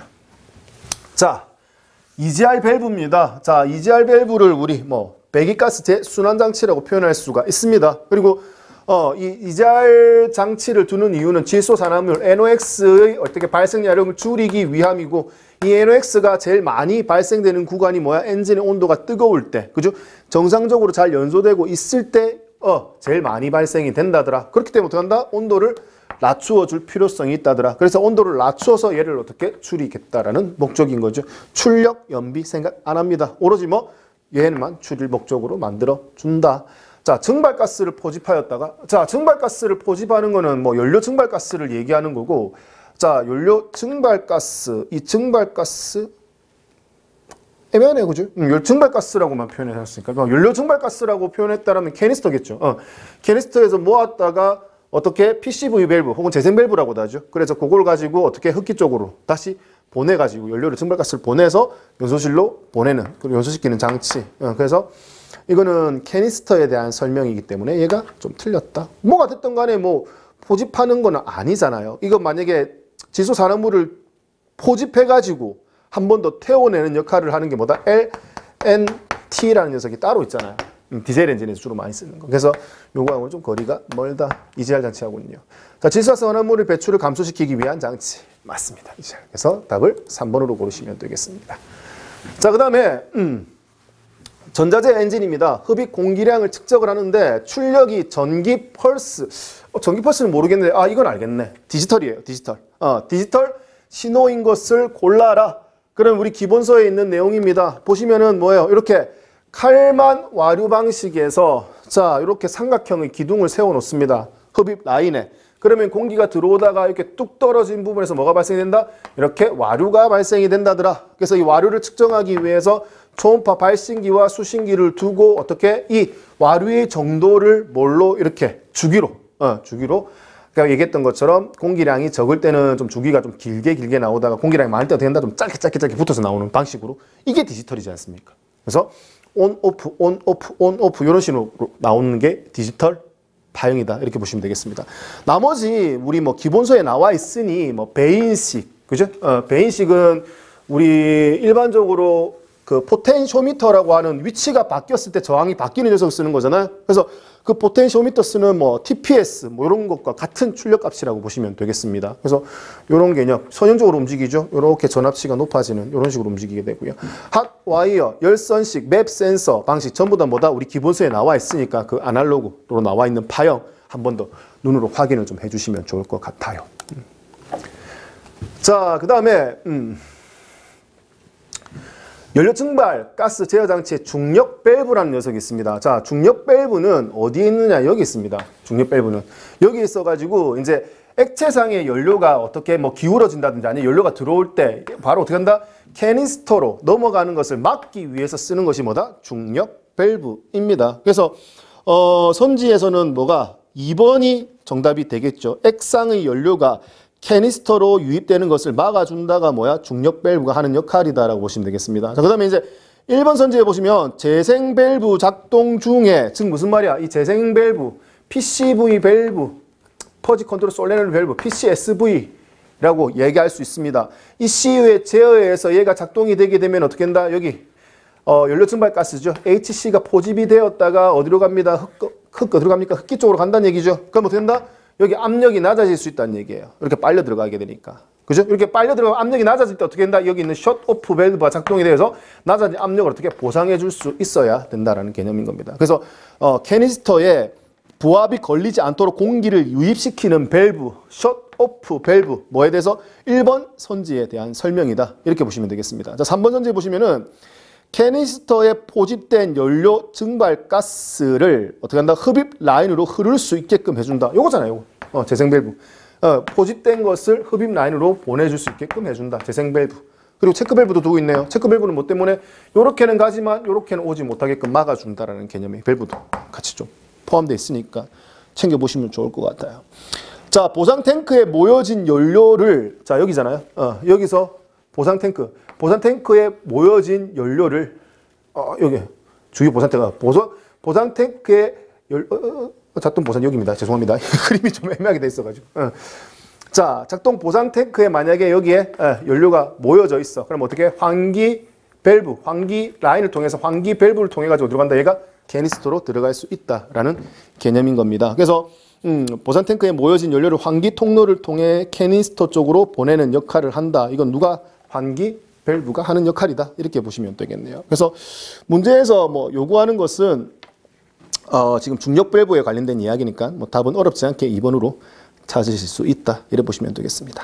자, 그 다음에 이제 제너 다이오드를 사용하여 구성된 회로로 만든 것이 뭐냐라고 물어보는 겁니다. 우리 이거 교류 발전기 할 때 얘기했던 부분인 거죠. 제너 다이오드 여기 있어요. 그래서 만약에 여기서 충분한 전기가 만들어지는 거예요. 스테이터에서 삼상의 스테이터에서 전기가 충분히 만들어져서 B단자를 통해서 배터리가 충전이 다 됐어요. 배터리 충전 다 되고 내가 부하받는 곳에 전기를 공급하고도 남아. 그러면 이제 어떻게 한다? 과충전을 하면 안 되겠죠. 그래서 이렇게 완전 충전된 상태고 충분히 부하가 걸리지 않고 이럴 때는 어떻게 된다? 요 라인에 어떻게 제너 다이오드 브레이크 다운 전압 이상으로 걸리게 된다. 그러면 브레이크 다운 전압 이상이기 때문에 제너 다이오드 옆방향으로도 전류가 흐를 수 있다. 여기서 흘러가는 라인에서 어떻게 TR2번을 활성화시키게 되고 이게 뭐 NPN형 트랜지스터이니 TR2번이 활성화되면 이쪽으로 컬렉터 전류 다 흘러가면서 TR1번에 흘러가던 베이스 전류죠.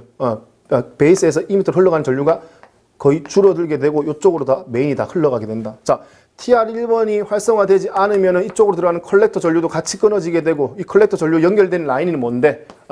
로터에 흘러가는 전류를 제한하는 거죠. 그러면은 로터 감아놓은 그 코일에 전류가 흘러가지 않기 때문에 로터는 그냥 뭐예요? 그냥 쇠뭉치인 거죠.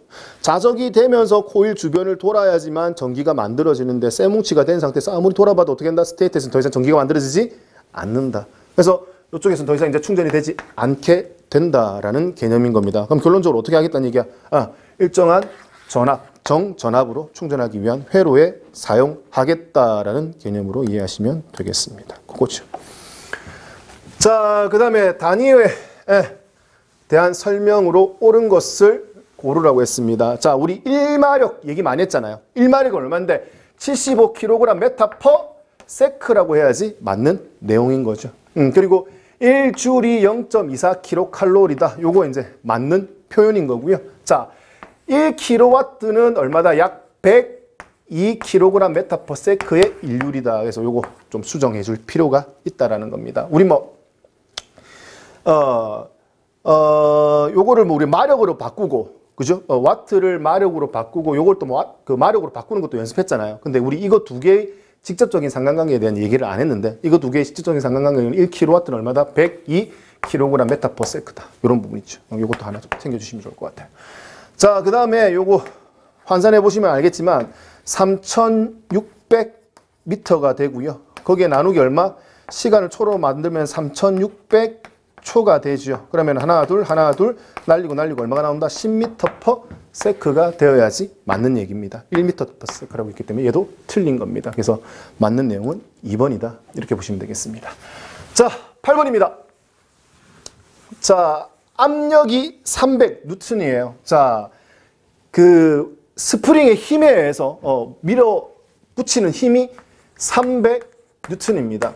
자, 여기에 클러치의 지름입니다. 클러치판의 지름. 자, 우리 클러치의 동력을 전달하기 위한 용량의 토크 계산할 때 기억나십니까? 토크는 누르는 힘에, 압력판에 누르는 힘에 비례했고요. 그 다음에 평균 유효 반지름이죠. 반지름에 비례했습니다. 거기에 뭐 마찰 개수에 비례했고, 그 다음에 마찰 면의 수에 또 비례했었습니다. 그래서 여기에서 누르는 힘 300N이라고 보시면 되겠고요. 그 다음에 클러치 판의 지름이 80cm인데 우리가 필요한 거는 뭐다? 지름이 아니고 반지름이잖아요. 그래서 이제 40cm, 여기 절반인 40cm가 되는데 단위를 보니까 미터로 바꿔야겠네요. 그래서 얼마가 된다? 0.4m가 되죠. 거기에 마찰 개수가 얼마인데 0.3이니 이거를 이제 다 곱하시면 되는 거죠. 그리고 뭐 그 마찰 판일 수는 없잖아요. 그거는 무시하시면 되고요. 그래서 킬로그램 메타의 토크 단위가 나오겠죠. 이거 다 계산하면. 그래서 이거 다 계산하면 얼마가 나온다? 36N 메타가 나오게 된다. 이런 부분인 겁니다. 그죠? 자, 그 다음에 이제 하이브리드 자동차에서 모터 내부의 로터 위치 및 회전수를 감지하는 것이 뭐냐라고 물어보는 겁니다. 자, 우리 하이브리드 자동차에서 뭐 많이 사용한다? 우리 교류 동기 모터라는 녀석을 많이 사용을 하게 됩니다. 즉 무슨 말이야? 교류를 이용하고 동기 모터인데 무슨 모터? 동기 모터라는 것을 사용을 한다. 그럼 우리 일반적으로 모터라고 얘기하는 거는 우리 그 직류 모터가 있고 교류 모터가 있습니다. 그죠? 직류 모터를 뭐 대표적인 예가 뭐다? 직류 모터의 대표적인 예가 우리 뭐 기동 전동기라고 보시면 돼요. 우리 기동 전동기 다 배웠잖아요. 기동 전동기 구성 요소도 다 배웠고 얘는 뭐도 필요하다? 브러쉬의 정류자도 필요하다는 얘기. 그리고 브러쉬의 정류자가 닿아서 언더컷이 계속 지나가기 때문에 어떻게 마찰이 커진다. 이 마찰 때문에 브러쉬도 닳고 그 다음에 정류자도 닳게 된다. 그래서 고속 회전에는 적합하지 않다. 그죠? 그래서 이제 이건 전류를 제어하면서 큰 전류가 흘러갈 때 큰 토크를 낼 수 있다는 장점을 가지고 있다고 했었습니다. 얘 말고 뭐가 있다? 교류 모터가 있어요. 자, 교류 모터는 우리 일반적으로 이거를 교류 유도 모터를 얘기합니다. 유도 모터. 일반적으로 교류 유도 모터를 그냥 우리 교류 모터라고 이야기를 하는 겁니다. 그러면 우리 일반적으로 제일 많이 쓰이는 교류 모터, 즉 교류 유도 모터의 원리는요. 외부에 이제 이렇게 스테이터를 주는 겁니다. 외부에. 자, 외부에 스테이터를 주고 그 다음에 안쪽에 어떻게 된다? 회전자를 주는 거예요. 회전자. 이렇게 회전할 수 있게끔. 그래서 바깥에다가 이제 삼상의 교류 전기를 흘려 보내는 겁니다. 교류 전기 주기를 보시면 알겠지만 플러스와 마이너스가 이렇게 주기적으로 시간에 따라서 흘러간다라는 거. 우리 이게 교류 전원이지 않습니까? 그래서 이렇게 교류 전원을 쓰게 되면 이 교류 전원 흘러가는 거에 따라서 어떻게 된다? 시계 방향과 한 번은 시계 방향 흘렀다가 한 번은 반시계 방향 흐르면서 어떻게 된다? 자력이 세졌다가 약해졌다. 교류에 의해서 세졌다가 약해졌다를 반복하게 되는 거죠. 그럼 얘가 무슨 역할을 한다? 자성을 만들어서 자석이 세지고 약해지고에 붙였다 뗐다 역할을 할 수 있다고요. 교류 전원을 인가시키는 것만으로도. 그래서 인근에 접해 있는 코일은 이 자력의 영향을 받을 수밖에 없다고요. 그럼 여기서 뭐가 만들어진다? 전기가 만들어진다고요. 여기서 전류가 만들어서 흐른다고요. 근데 이 전류의 세기도 어떻게 된다? 이 교류 전기의 전원이 바뀌는 것처럼 흐르는 것처럼 여기도 같이 어떻게 세기가 달라질 수 있다는 얘기예요. 순간적으로. 그래서 외부에 교류 전기가 들어가서 코일에 전기가 흘러가는 이쪽에서 어떻게 된다? 전기가 흘러가면서 이쪽에서 어떻게 된다? 자력이 생기게 된다는 얘기죠. 전류가 흘러가면. 그래서 유도가 되어서 외부에서 어떻게 전원을 받아가지고 얘가 전기가 흘러가면서 자력을 만들어서 같은 극성끼리 밀어내는 방향으로 이렇게 회전하는 이런 거를 뭐라고 한다? 우리 교류 유도 모터라고 이야기를 합니다.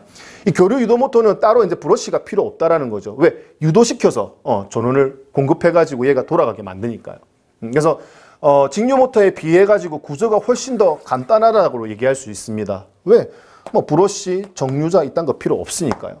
다만 이제 이 교류 전기가 흘러가면서 얘가 교류 전기가 흘러가면서 바깥에 외부에 만들어지는 자기장보다 가운데 있는 회전하는 이 로터가 더 빨리 돌 수는 없어요. 항상 외부의 자력이 먼저 만들어지고 유도되면서 얘가 뒤따라가면서 일부 미끄럼, 슬립을 가지면서 회전수가 따라가는 경향이니 정밀하게 제어하기는 쉽지 않다라는 개념인 겁니다. 정밀하게 제어하기는. 그래서 이 가운데 부분을 아예 어떻게 한다? 유도 전기를 흘려가지고 자력을 만드는 게 아니라 여기를 뭐 아예 그냥 영구 자석을 만들어가지고 N극, S극 그냥 정확하게 주는 겁니다. 극성을.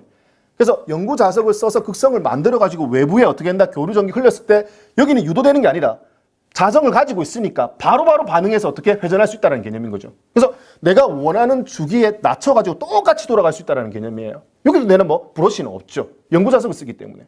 그래서 구조는 간단해요. 예. 그래서 이제 동기화시켜서 회전수를 맞춰서 움직이다 보니까 훨씬 더 슬립 없이 정밀하게 제어가 가능하다는 겁니다. 지금 현재 사용하고 있는 게 뭐다? 이런 교류 동기 모터를 어디에 쓴다? 하이브리드 자동차의 모터로 사용하고 있다라고요. 그렇기 때문에 이제 이 동기화시켜서 회전할 때 어떻게 된다? 이 회전수라든지 위치에 대해서 정확하게 알 필요성이 있다는 겁니다. 그래서 그 회전수를 정확하게 인지하기 위해서 쓰는 것이 뭐다? 리졸버 센서라고 보시면 되겠죠. 리졸버 센서. 그래서 리졸버 센서를 내연 기관으로 따지면은 거의 뭐 1번 상사점 센서 역할? 그게 이제 그 캠 포지션 센서. 그 이제 1번 상사점 센서 역할이 캠 포지션 센서로 넘어오지 않습니까? 그래서 그 정도의 역할을 한다 이렇게 보시면 되겠습니다. 그래서 그게 반드시 필요하겠죠. 로터의 위치를 파악을 해야 되니까. 그래서 리졸버 센서다 이렇게 보시면 되겠습니다. 자, 그 다음에 이제 하이브리드 자동차 고전압 배터리의 사용 가능 에너지를 표시하는 게 뭐냐. 그러니까 이제 충전된 상태를 나타내는 거죠. 그래서 그걸 SOC라고 이야기를 한다. 뭐 그런 개념이에요. 그리고 이제 릴레이를 전부 다 모아놓은 장치, 전원을 제어한 릴레이를 모아놓은 장치를 뭐라고 한다? PRA라고 이야기를 하고요. 자, 로우 DC-DC 컨버터 알고 계시죠? 고전압 배터리가 있고 그 다음에 저전압 배터리 12V짜리 같이 사용한다는 얘기예요. 12V를 충전하기 위한 발전기 따로 둘 필요 없잖아요. 어차피 고전압이 있으니 고전압을 낮춰서 저전압을 충전하기 위해 사용하는 게 뭐다?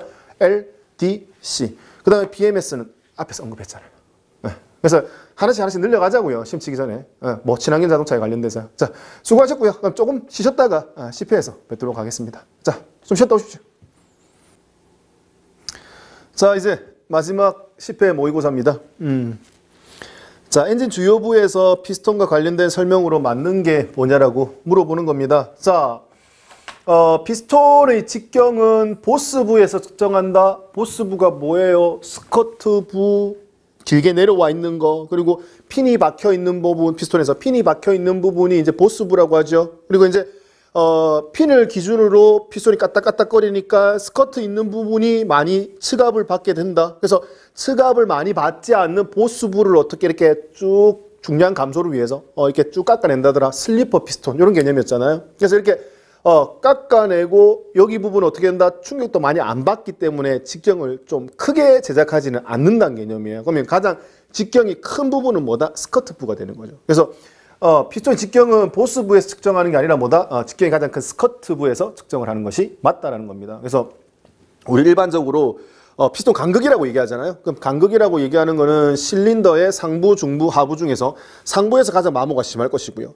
피스톤에서는 이제 아까 얘기했던 것처럼 이제 그 보스부죠, 보스부. 이 보스부가 가장 이렇게 직경이 크니까 피스톤 일반적으로 분해해가지고 실린더에 거꾸로 집어 넣어서 그 사이 간극을 측정을 해서 이걸 피스톤 간극으로 일반적으로 많이 사용을 합니다. 그래서 이 피스톤 간극이 크게 되면은 이렇게 슬랩 현상, 까딱까딱거리는 현상이 많아지게 되고요. 피스톤 간극이 규정보다 작게 되면은 어떻게 된다? 열팽창 했을 때 꽉 끼어가지고 소결 타부툼 현상이 일어날 수 있다는 개념인 겁니다. 그래서 피스톤이 직경은 보스부에서 하는 것이 아니라 스커트부에서 해야 된다고 해야 맞는 얘기겠고요. 자, 피스톤 링은 고온에서 어떻게 된다? 고온이 되더라도 탄성을 유지할 수 있어야 된다. 자기가 가지고 있는 이렇게 잘 펴지려고 하는 성질, 그거는 그대로 유지할 수 있어야 되죠. 고온이 됐다 성치더라도. 고온이 됐다고 이렇게 뭐 잘 안 펴지고 눌러진 상태에서 멈춰져 있다, 열 변형이 일어난다, 이러면 어떻게 한다? 뭐 블로바이 가스, 압축할 때 새어나가지 않게끔 유지하기 힘들다라는 겁니다. 그래서 고온에서도 탄성을 유지할 수 있어야 되죠. 자, 전부동식이에요. 전부동식 같은 경우는 전체적으로 그냥 핀이 마음대로 우리 전체적으로 떠서 움직일 수 있다는 개념이니까 마음대로 움직일 수 있어요. 그러면 어떻게 양 끝에 어떻게 한다? 스냅 링이라고 해서 빠지지 않게끔만 해주는 거죠. 링을 걸어가지고 그냥 마음대로 회전하고 움직일 수 있다는 개념인 거죠. 그래서 클램프가 아니라 스냅 링으로 들어가줘야 된다는 겁니다. 피스톤 간극이 작으면이 아니라 크면은 이렇게 까딱까딱 슬랩 현상 발생될 수 있다. 그래서 답을 2번으로 보시면 되겠습니다. 자, 요소수라 불리는 액체를 요즘 많이 집어넣죠. 뭐 배출가스가 디젤 차량, 뭐 배기가스 5등급 엄청나게 낮은 그리고 그 매연을 많이 내보내는 차량 뭐 운행을 못하게 하는 경우도 많지 않습니까? 지금 뭐 벌금도 물리게 되고요. 그래서 그런 부분을 최대한 줄이기 위해서 뭐 DPF라든지 그렇죠. 그리고 이제 질소 산화물 EGR만으로 안 돼. EGR만으로 안 되니까 선택적 촉매 장치, 선택적 촉매 환원 장치, SCR 장치. 네, 이런 거죠. 거기에는 뭘 집어넣어야 된다? 요소수라는 것을 집어넣는 거죠. 그래서 요소수를 집어넣어서 배기가스 뜨거운 데다가 인젝션 뿌려내는 거죠. 요소수를 뿌리면은 이게 열 반응해서 얘가 뭘로 바뀐다?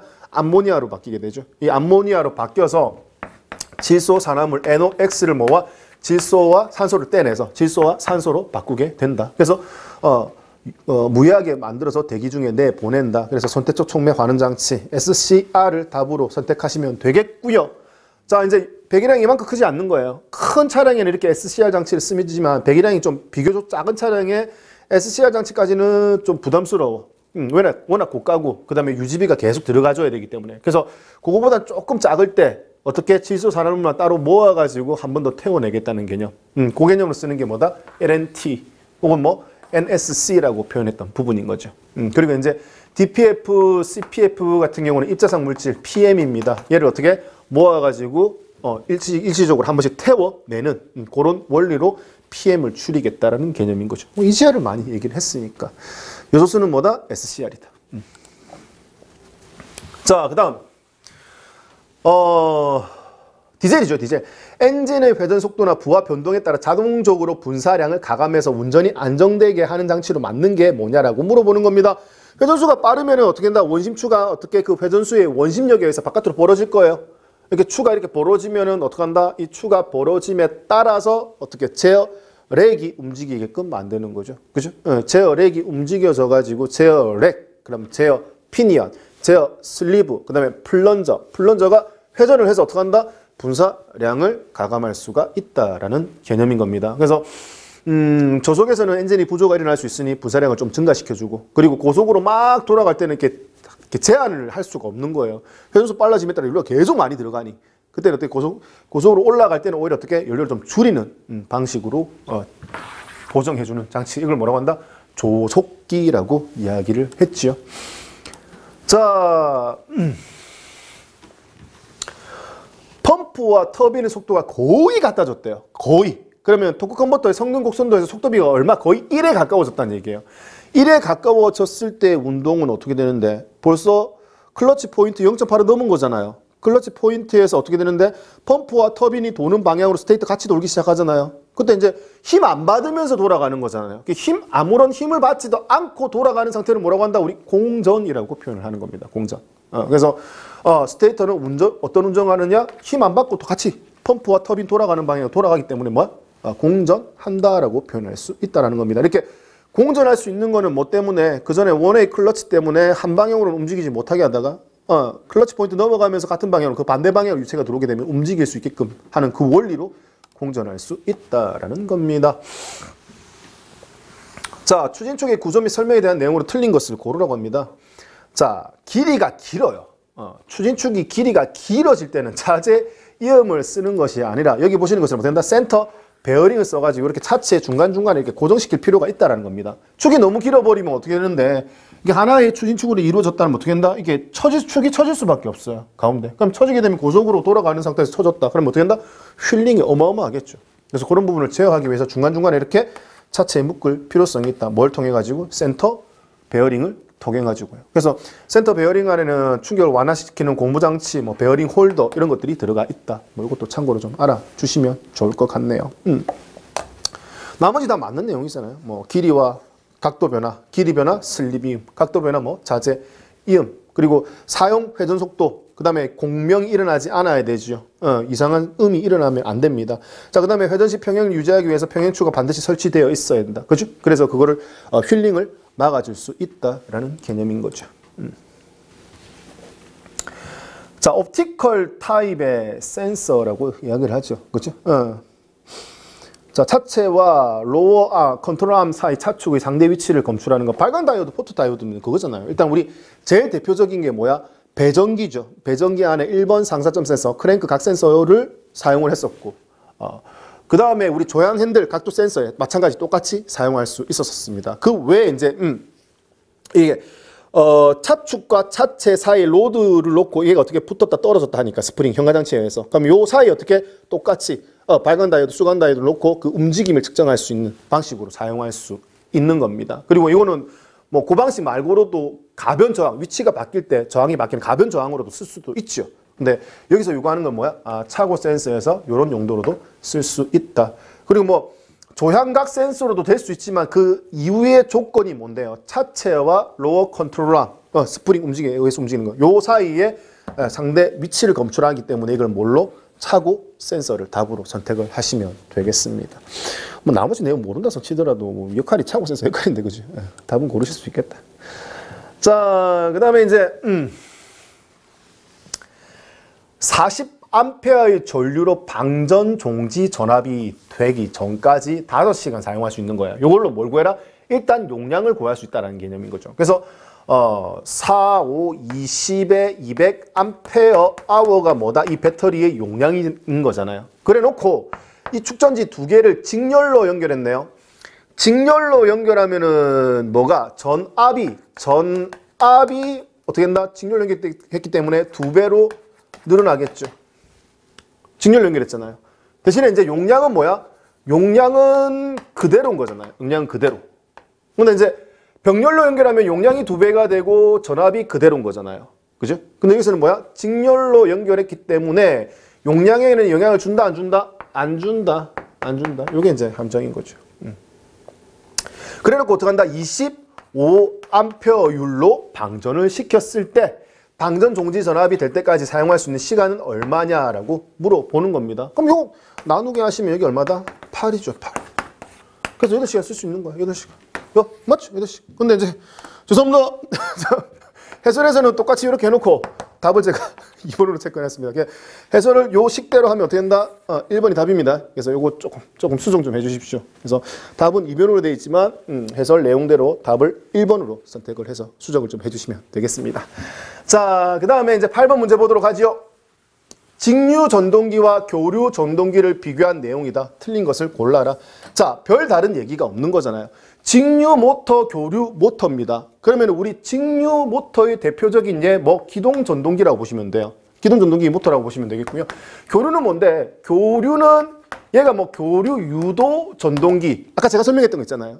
가운데 거 아무리 전원을 안 받고 어떻게 외부의 교류에 의해서 전원이 바뀔 때 어떻게 안에서 유도가 되어서 그 유도된 전원에 의해서 따라 돌아가는 방식이잖아요. 제일 많이 쓰는 거 보편화되어 있고 상용화되어 있고 그걸 비교한 내용인 겁니다. 자, 직류 전동기는 구조가 복잡하겠죠? 왜? 브러쉬, 그 다음에 슬립링 여러 가지 구성 요소를 다 갖추어야지만 직류 전동기가 될 수 있지만 교류 전동기는 그런 것들 필요 없잖아요. 외부에 스테이터 놔놓고요. 스테이터에 어떻게 된다? 삼성 전원 넣으면서 어떻게 자기장이 이렇게 돌아가게끔 만들고요. 거기에 유도된 전원에 의해서 같이 돌게끔 만들면 되니까 굉장히 간단한 구조로 되어 있을 수 있다는 거죠. 그리고 이제 얘는 브러쉬가 필요 없잖아요.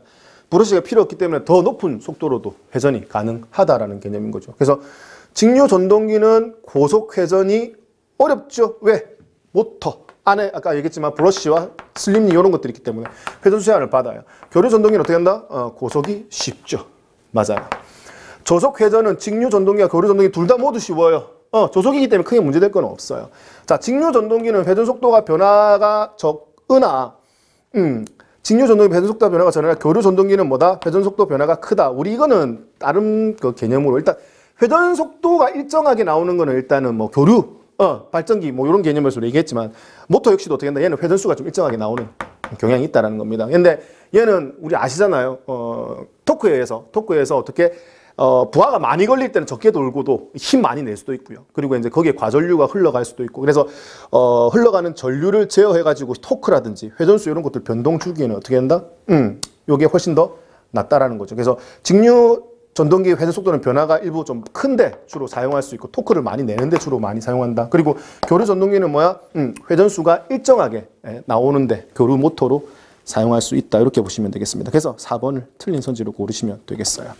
자, 그 다음에 하이브리드 자동차에 연구 자석을 쓴다고 했죠. 아까 동기모터 기억나십니까? 교류 동기모터를 얘기하는 겁니다. 자, 교류 동기 전동기에 연구 자석을 쓰는 거예요. 그래서 연구 자석을 써서 아까 교류 그 유도 전동기보다 교류 유도 전동기는 외부의 전원이 이렇게 교류해서 돌아갈 때 유도되어서 따라 돌다 보니까 어떻게 된다? 정밀한 제어가 좀 쉽지 않다라고 얘기했죠. 속도의 차이도 있고. 그래서 이런 것들보다 연구 자석을 쓰게 되면은 속도 맞춰서 딱 연구 자석 쓰니까 돌아가는 거에 맞춰서 그대로 움직이고 제어하기도 훨씬 더 편하다라고 얘기했던 부분인 겁니다. 그래서 그거예요. 요것에 대한 설명도 틀린 거.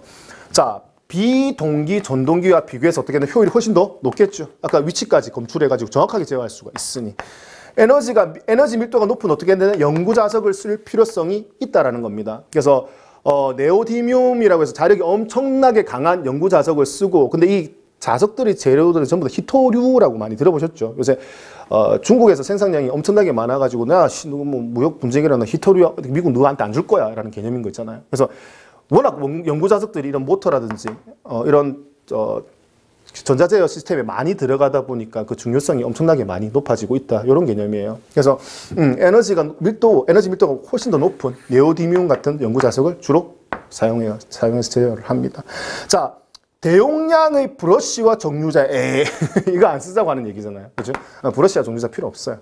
자, 전자 스위칭 회로를 이용해서 특성에 맞게 어떻게 전동기를 어떻게 이렇게 제어할 수 있다는 얘기죠. 속도 내가 원하는 대로 외부에 교류 전원을 넣어가지고 얼마만큼 속도로 돌리느냐에 따라서 안에서 똑같이 동기화시켜서 돌릴 수 있으니까 이런 스위칭 회로를 통해서 특성에 맞게 제어할 수가 있습니다. 그래서 답을 3번으로 고르시면 되겠고요. 자, 하드 방식 하이브리드 전기 자동차에 작동해서 구동 모터, 이것도 매나 교류 동기 모터입니다. 교류 동기 모터 주로 많이 쓰니까 대부분 다 국내 기준으로 보시면 돼요. 뭐 다른 모터를 쓰는 하이브리드 자동차도 있지만 국내에서는 뭐 현대 기아에서 거의 독보적으로 뭐 교류 동기 모터를 쓰고 있으니 그런 개념으로 이해를 해두시면 되겠습니다. 자, 구동 모터로만으로도 주행이 가능하죠. 조금 더 좀 자세히 풀 필요성이 있어요. 그래서 얘 같은 경우는 전기차 전용 모드가 있다는 얘기죠. 하드형이기 때문에. 그래서 구동 모터로만으로도 주행이 가능하죠. 일반 차량을 처음 출발시킬 때, 토크가 좀 많이 필요할 때, 저속 구간에 이럴 때 어떻게 한다? 모터로만 구동 가능하죠. 고에너지 연구 자석을 사용하여 교환 시 리졸버 보정을 해야 된다. 아까 얘기했지만 연구 자석이 어떤 위치를 검출하기 위해서 리졸버 센서가 들어간다고 했잖아요. 만약에 모터에 문제가 생겨서 어떻게 한다? 가운데 로터를 회전하는 거예요. 교환하는 거예요. 그럼 로터 교환했을 때 어떻게 한다? 위치를 검출할 수 있는 리졸버 센서, 야, 0.4봐. 라고 인지를 시켜줘야겠죠. 그런 개념이죠. 자, 구동 모터는 제동 및 감속 시 회생 제동을 통해 고전압 배터리를 충전하다. 대부분 뭐 하이브리드 자동차는 구동 모터가 또 무슨 역할도 한다? 발전기 역할도 같이 수행할 수 있다라는 개념인 거죠. 생각해봐요. 내리막에서 어떻게 되는데 바퀴에 의해서 로터가 도는 거잖아요. 모터일 때는 아까 동기 모터의 개념으로 바깥에 교류를 만들어서 이렇게 회전을 시키게 되면 이렇게 동기화시켜서 같이 돈댔잖아요. 마찬가지 개념으로 내리막에서는 어떻게 되는데 안에 바퀴 회전해서 로터가 회전하잖아요. 그럼 로터 연구 자석을 돌렸을 때 밖에서 어떻게 된다? 전기가 만들어질 수 있는 거잖아요. 그런 개념이에요. 그래서 이거를 회생 제동이라고 표현을 하는 거고, 그건 당연히 할 수 있다는 개념이에요. 자, 교류 동기 모터를 사용하여 삼상이에요. 삼상의 이름 알고 계십시다. 그래서 U 꺾어졌어. V 그다음 어떻게 된다? 2개. 그래서 U, V, W 부드러웠다가 날카졌다가 완전 날카로워졌다가 그죠? 이렇게 삼상 이렇게 정리를 해두시면 되겠습니다. 그래서 4번이 이 삼상의 단자 종류가 틀렸으니까 4번을 답으로 선택하시면 되겠습니다. 자, 여기까지 해서 10회 모의고사까지 전부 다 마무리가 되었습니다. 자, 이번 그 모의고사 자동차 구조 원리는 대부분 다 신기술과 그 다음에 친환경 자동차에 포커스를 좀 많이 맞췄습니다. 그래서 기본서를 학습하시다가 야 이제 기본서 학습한 부분에 대해서 복습해야지라고 이제 했던 그런 마음을 먹고 들어오신 분들한테 진짜 엄청나게 버거우실 수 있어요. 근데 이제 제가 작년에 너무 이렇게 기억이 생생하거든요. 시험 치고 나오셔가지고 전부 다 멘탈이 나가신 거. 왜? 신기술과 관련된 문제들이 너무 많이 나왔고요. 그리고 거기에 친환경 자동차까지 많이 나와버렸죠. 그래 이제 내가 이때까지 공부했던 내용과 너무 동떨어지게 문제가 나오니까 시험 딱 끝나고 나니까 이게 뭐 한 거지? 라는 생각이 많이 들더라는 거예요. 그런 수험생들 보면서 마음이 정말 안 좋았거든요. 그래서 그런 부분에 조금만 더 마지막에 더 준비해드려야겠다는 생각이 좀 많이 앞섰었어요. 요번에 파이널 모의고사는요. 그래서 그런 부분에 그 좀 친환경 자동차, 신기술 그런 부분에 좀 하나 더 챙겨간다는 마음으로 일단 좀 가볍게 좀 봐주시면 좋겠고, 제일 중요한 거는 맨 마지막까지 뭐야? 기본서에 진짜 많이 나왔던 내용, 중요한 내용들은 놓치지 않게끔 그 부분은 반드시 좀 복습을 잘 해주셔야 한다라는 거. 그 부분은 뭐 누차 말씀드렸던 거니까. 그럼 자꾸 말씀드려도 너무너무 중요한 얘기니까 그렇게 계속 반복하게 된다라고 생각하시면 좋겠습니다. 자, 시험이 이제 얼마 안 남았다, 그죠? 시험 치러 가시게 되면 이제 어떨지 그 기분을 제가 알아요. 시험장에 갔을 때 그 느낌을요.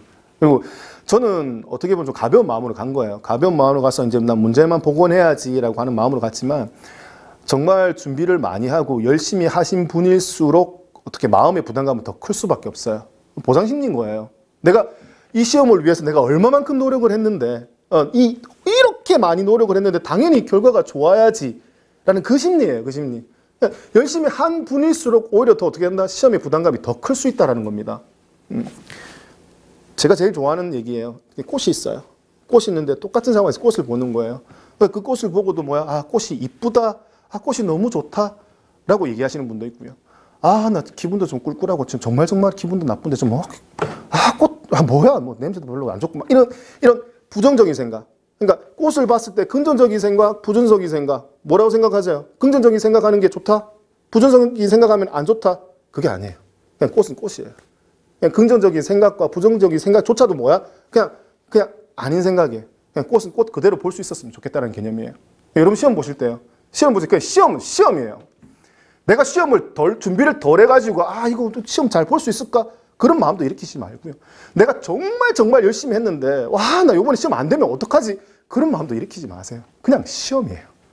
그냥 보셨을 때 문제 보고 답 보고 그냥 시험에 집중해서 그거 하나만 시험만 바라보세요. 그리고 부담 없이 그냥 최대한 마음 편하게 그게 오히려 효율 높게 해서 시험을 잘 칠 수 있는 방법 중에 하나입니다. 그리고 다시 한번 부탁드리지만 시험장에 있는 시계 믿지 마시고요. 본인이 가지고 가는 그 시계 아니면은 벽걸이 있는 시계 중간중간 뭐 사회 과목을 치시는 분은 뭐 20문제 40분이지 않습니까? 중간중간 시간 안배 잘 하셔야 됩니다. 그리고 OMR 카드 작성하는 시간 그것도 좀 배려를 잘 해두시고요. 시험 당일날 신분증 그 다음에 뭐 컴퓨터용 사인펜 그리고 그런 것들 준비물 이런 것들 잘 소음표죠. 소음표 이렇게 잊어버리지 않고 잘 보고 좋은 결과 있으셨으면 합니다.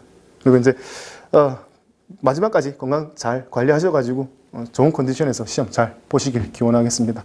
수고 많으셨습니다. 윤승이었습니다. 감사합니다.